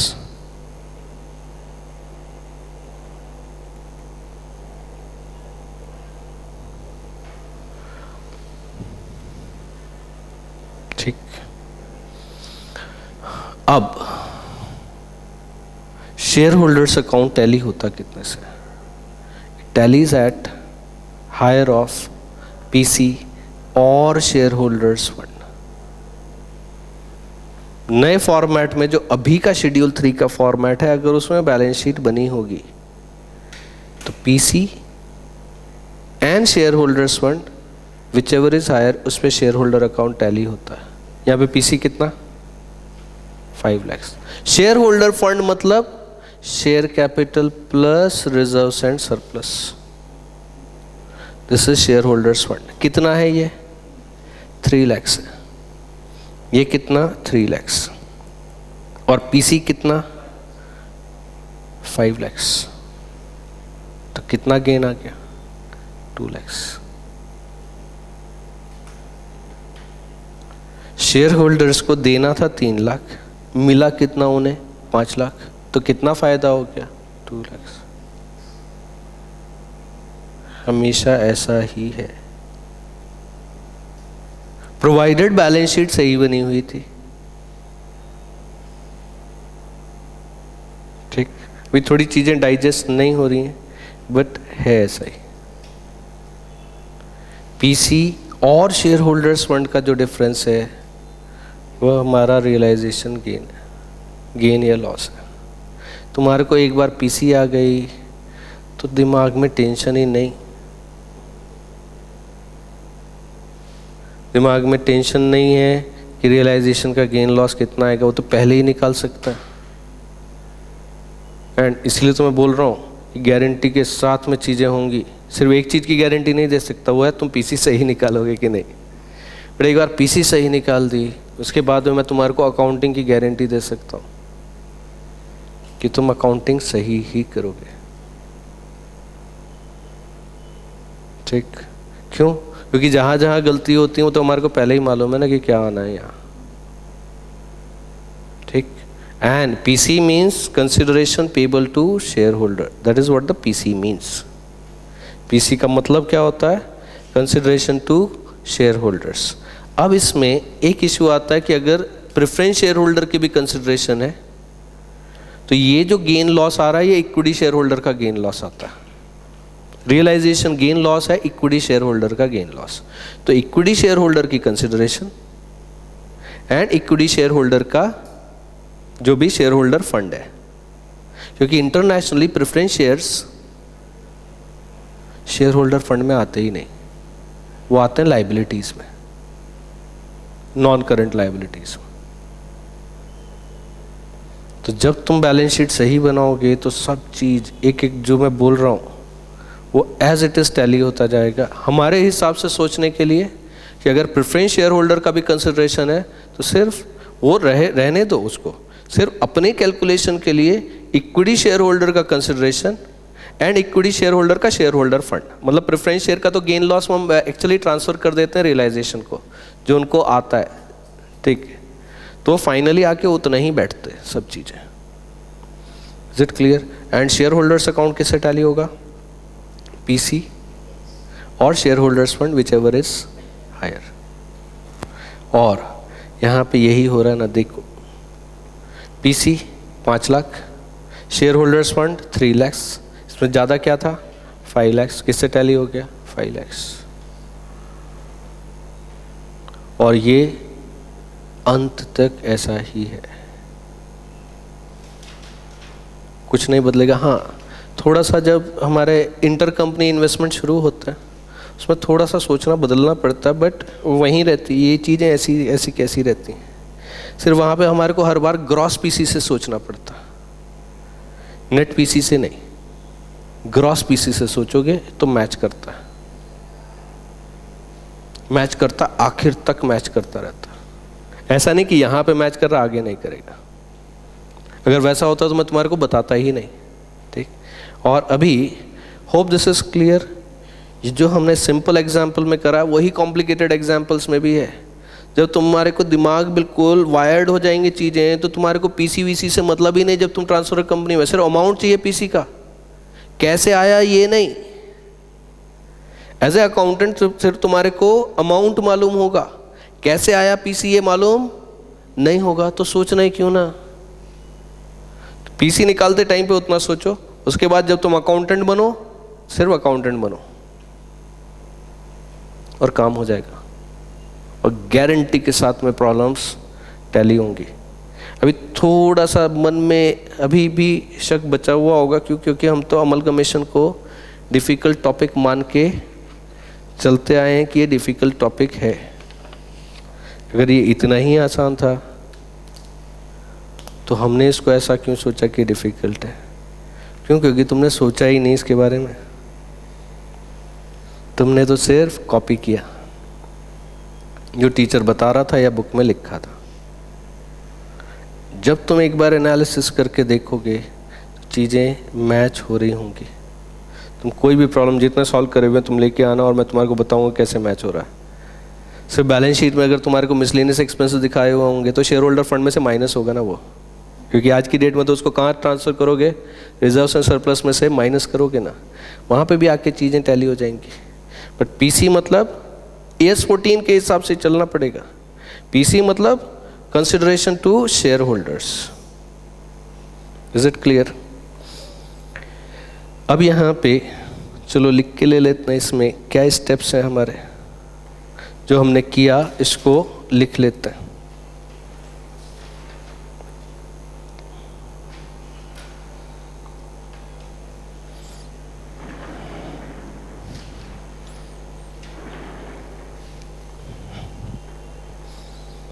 एंड हम कल क्या करेंगे, कल ट्रांसफरी कंपनी कंप्लीट करेंगे। एक बार ट्रांसफरी कंपनी कंप्लीट हो जाएगा तो एक एग्जाम्पल कर पाएंगे, हम बहुत सारा नहीं कर पाएंगे क्योंकि लिमिटेशन है, इसलिए जो पॉसिबल है वो हम कर लेंगे। बट मैं तुम्हारे बेसिक कंसेप्ट यहाँ के क्लियर करवा दूँगा, फिर जहाँ जहाँ दिक्कत आती रहे ऑलवेज वेलकम, ठीक। यहाँ पे डाउट्स आए, कहीं डाउट्स इसके बाद भी आते हैं क्यों? क्योंकि बहुत टाइम से वो काम करते चले आ रहे हैं, कुछ करते सही थे बट उसको विजुलाइज गलत करते थे,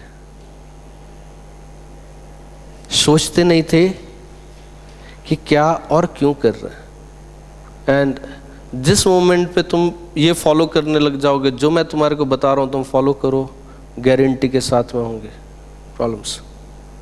एंड ऐसे ही अकाउंट्स के बाकी टॉपिक भी हैं। कुछ बहुत मुश्किल है, बहुत एक्स्ट्राऑर्डिनरी है नहीं है। मेरे हिसाब से सबसे आसान टॉपिक्स में जिनको हम मुश्किल बोलते हैं ना, वही आसान है।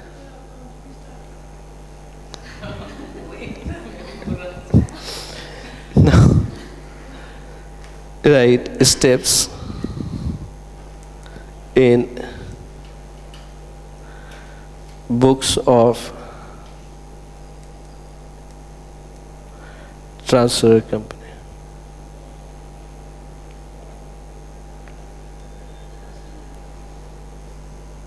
ट्रांसफर कंपनी जो अभी हमने किया है उसको लिख के ले रहे हैं, ठीक। Right, step 1। Step 1, empty the balance sheet of transferor company.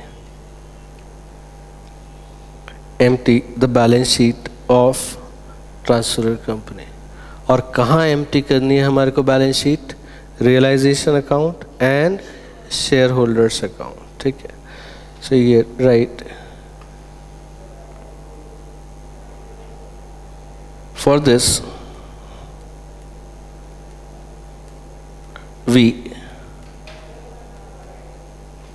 prepare two accounts.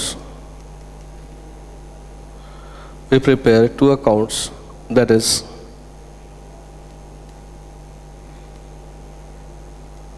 realization account and shareholders account.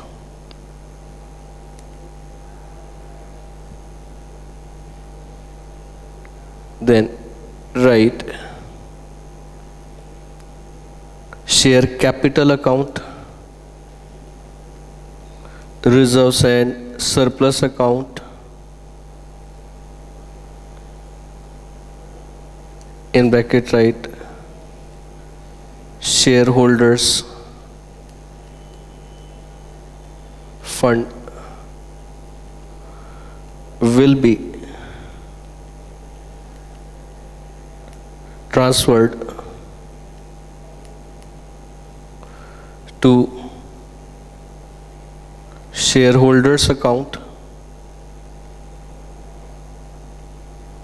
shareholders account, and remaining assets and liabilities will be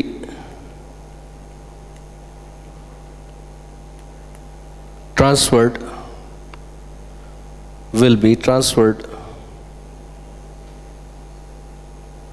to realization account, transferred to realization account. Write the note.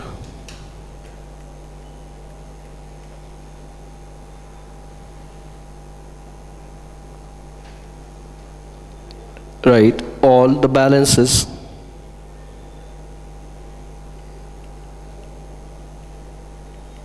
will be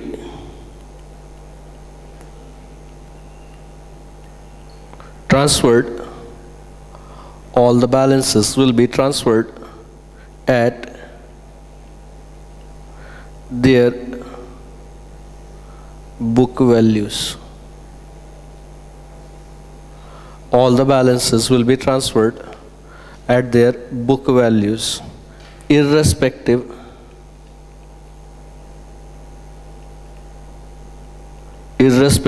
of value taken irrespective of value taken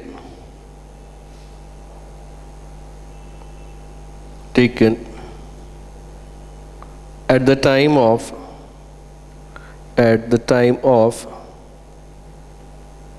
computing PC. At the time of computing PC. Is it clear? Then write next note. Write next note. Write if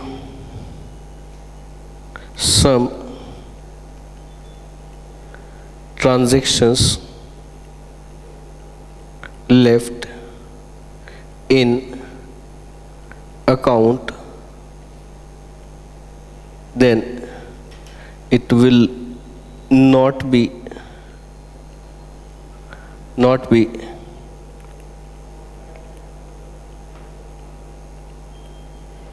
transferred, will not be transferred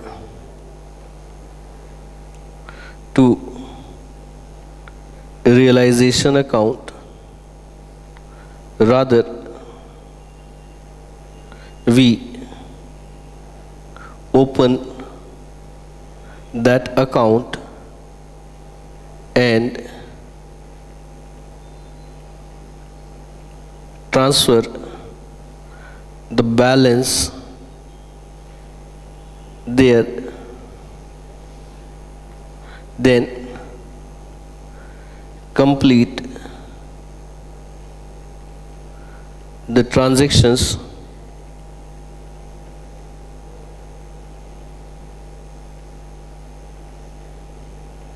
thereafter.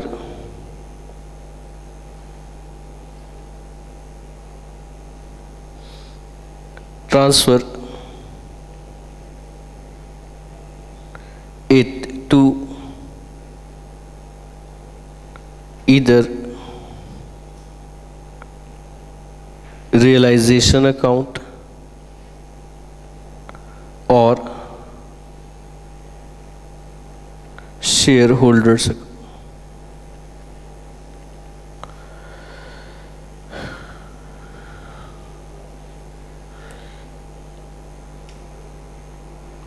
For example, if cash and bank not taken over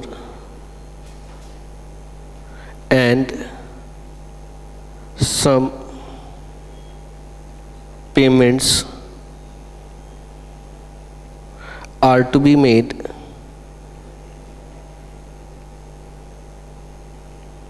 through that account.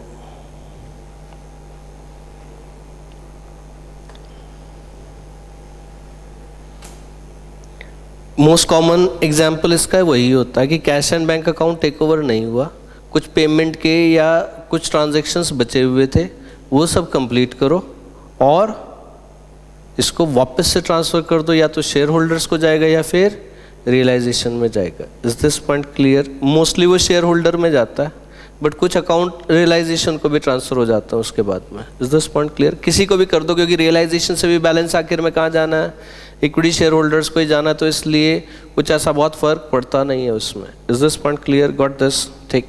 तो ये हो गया हमारा step 1. Then step 2. Step 2 में हम क्या करेंगे? PC due करेंगे. You follow these steps, systematically काम करोगे तो चीज़ें आसान रहेंगी. प्रोसीजर एक बार डिसाइड करो, एक बार एसओपी डिसाइड हो गया, standard operating procedure, then follow them. कुछ नहीं, ट्रांसफ़र कर दो रियलाइजेशन को, उसके थ्रू करो सब कुछ. सोचना नहीं, मत करो वो सब जो तुम्हारे को करवाया जाता है. ठीक? किसी को भी पेमेंट है, कुछ भी है, पहले सब ट्रांसफ़र कर दो रियलाइजेशन. अब उन्हें पेमेंट करना है तो रियलाइजेशन को क्रेडिट डेबिट करके उनको पेमेंट कर दो. ठीक? नाउ अब इसके बाद में फाइनल पे मिलेंगे, फाइनल पे मिलेंगे।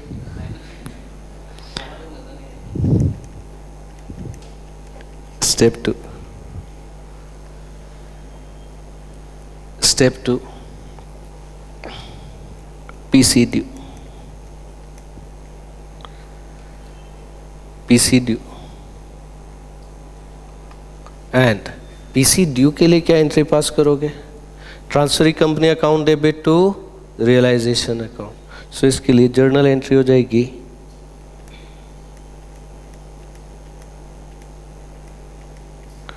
Transferring company account debit to realisation account.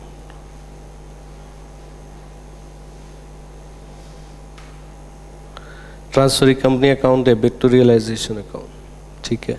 Then अब इसके बाद में क्या करेंगे? पीसी रिसीव कर लो। पीसी किसी भी फॉर्म में रिसीव हो सकती है, शेयर्स हो सकते हैं, कैश हो सकता है, डिबेंचर्स हो सकते हैं, प्रेफरेंस शेयर्स, जिस भी फॉर्म में आ रहा है वो रिसीव कर लो। Then step 3, step 3 receive PC.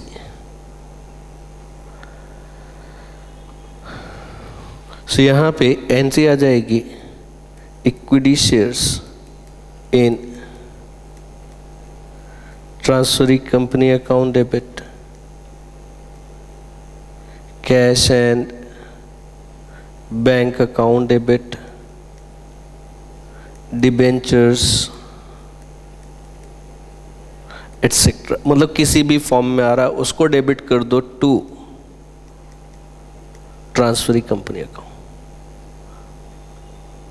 To transferring company account.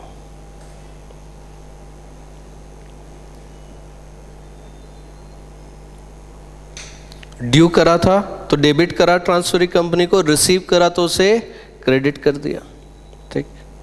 इसके बाद में step 4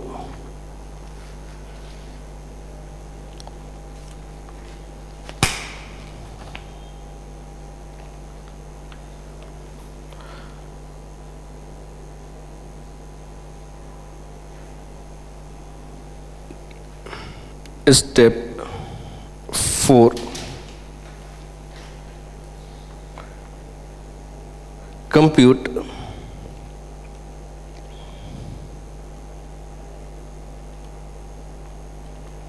realization gain or loss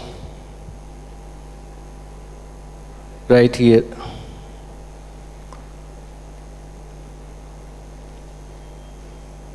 Realization gain or loss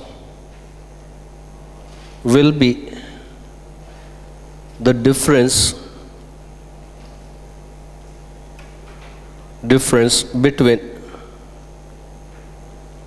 will be the difference between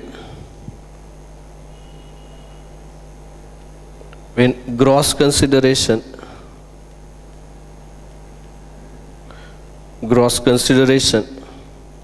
to equity shareholders and shareholders fund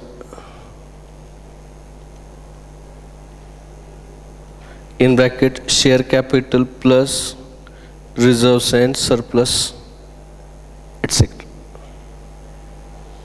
और शेयर होल्डर्स फंड क्या होता है? Share capital plus reserves and surplus. अगर पुराने style में बैलेंस शीट बनी होगी तो हो सकता है कि वहाँ मिसलेनियस एक्सपेंसेस हो तो उसे माइनस करके लेना है उसमें से। Then after this step 5 and step 5 is, अब क्या करेंगे?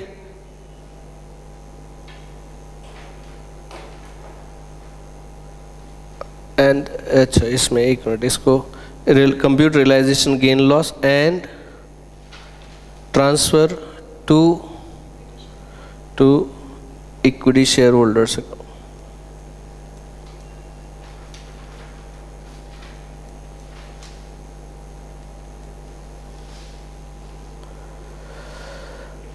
तो किसको ट्रांसफर कर दोगे? इक्विटी शेयर होल्डर्स अकाउंट को से ट्रांसफर कर दोगे। Then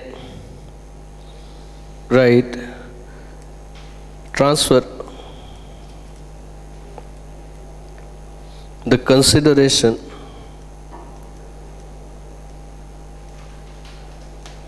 to equity shareholders account. Transfer the consideration to equity shareholders account. Then write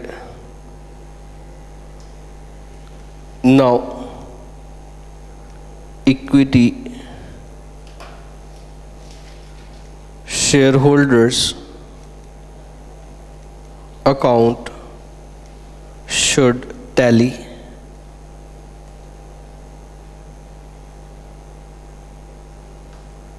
at, किस पे टैली होगा? Eight gross PC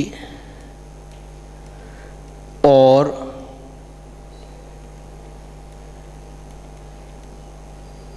share holders fund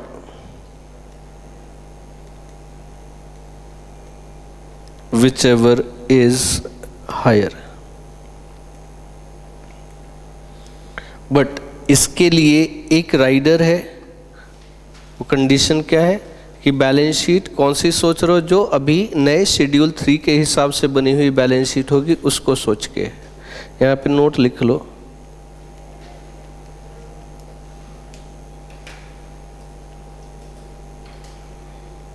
above will hold good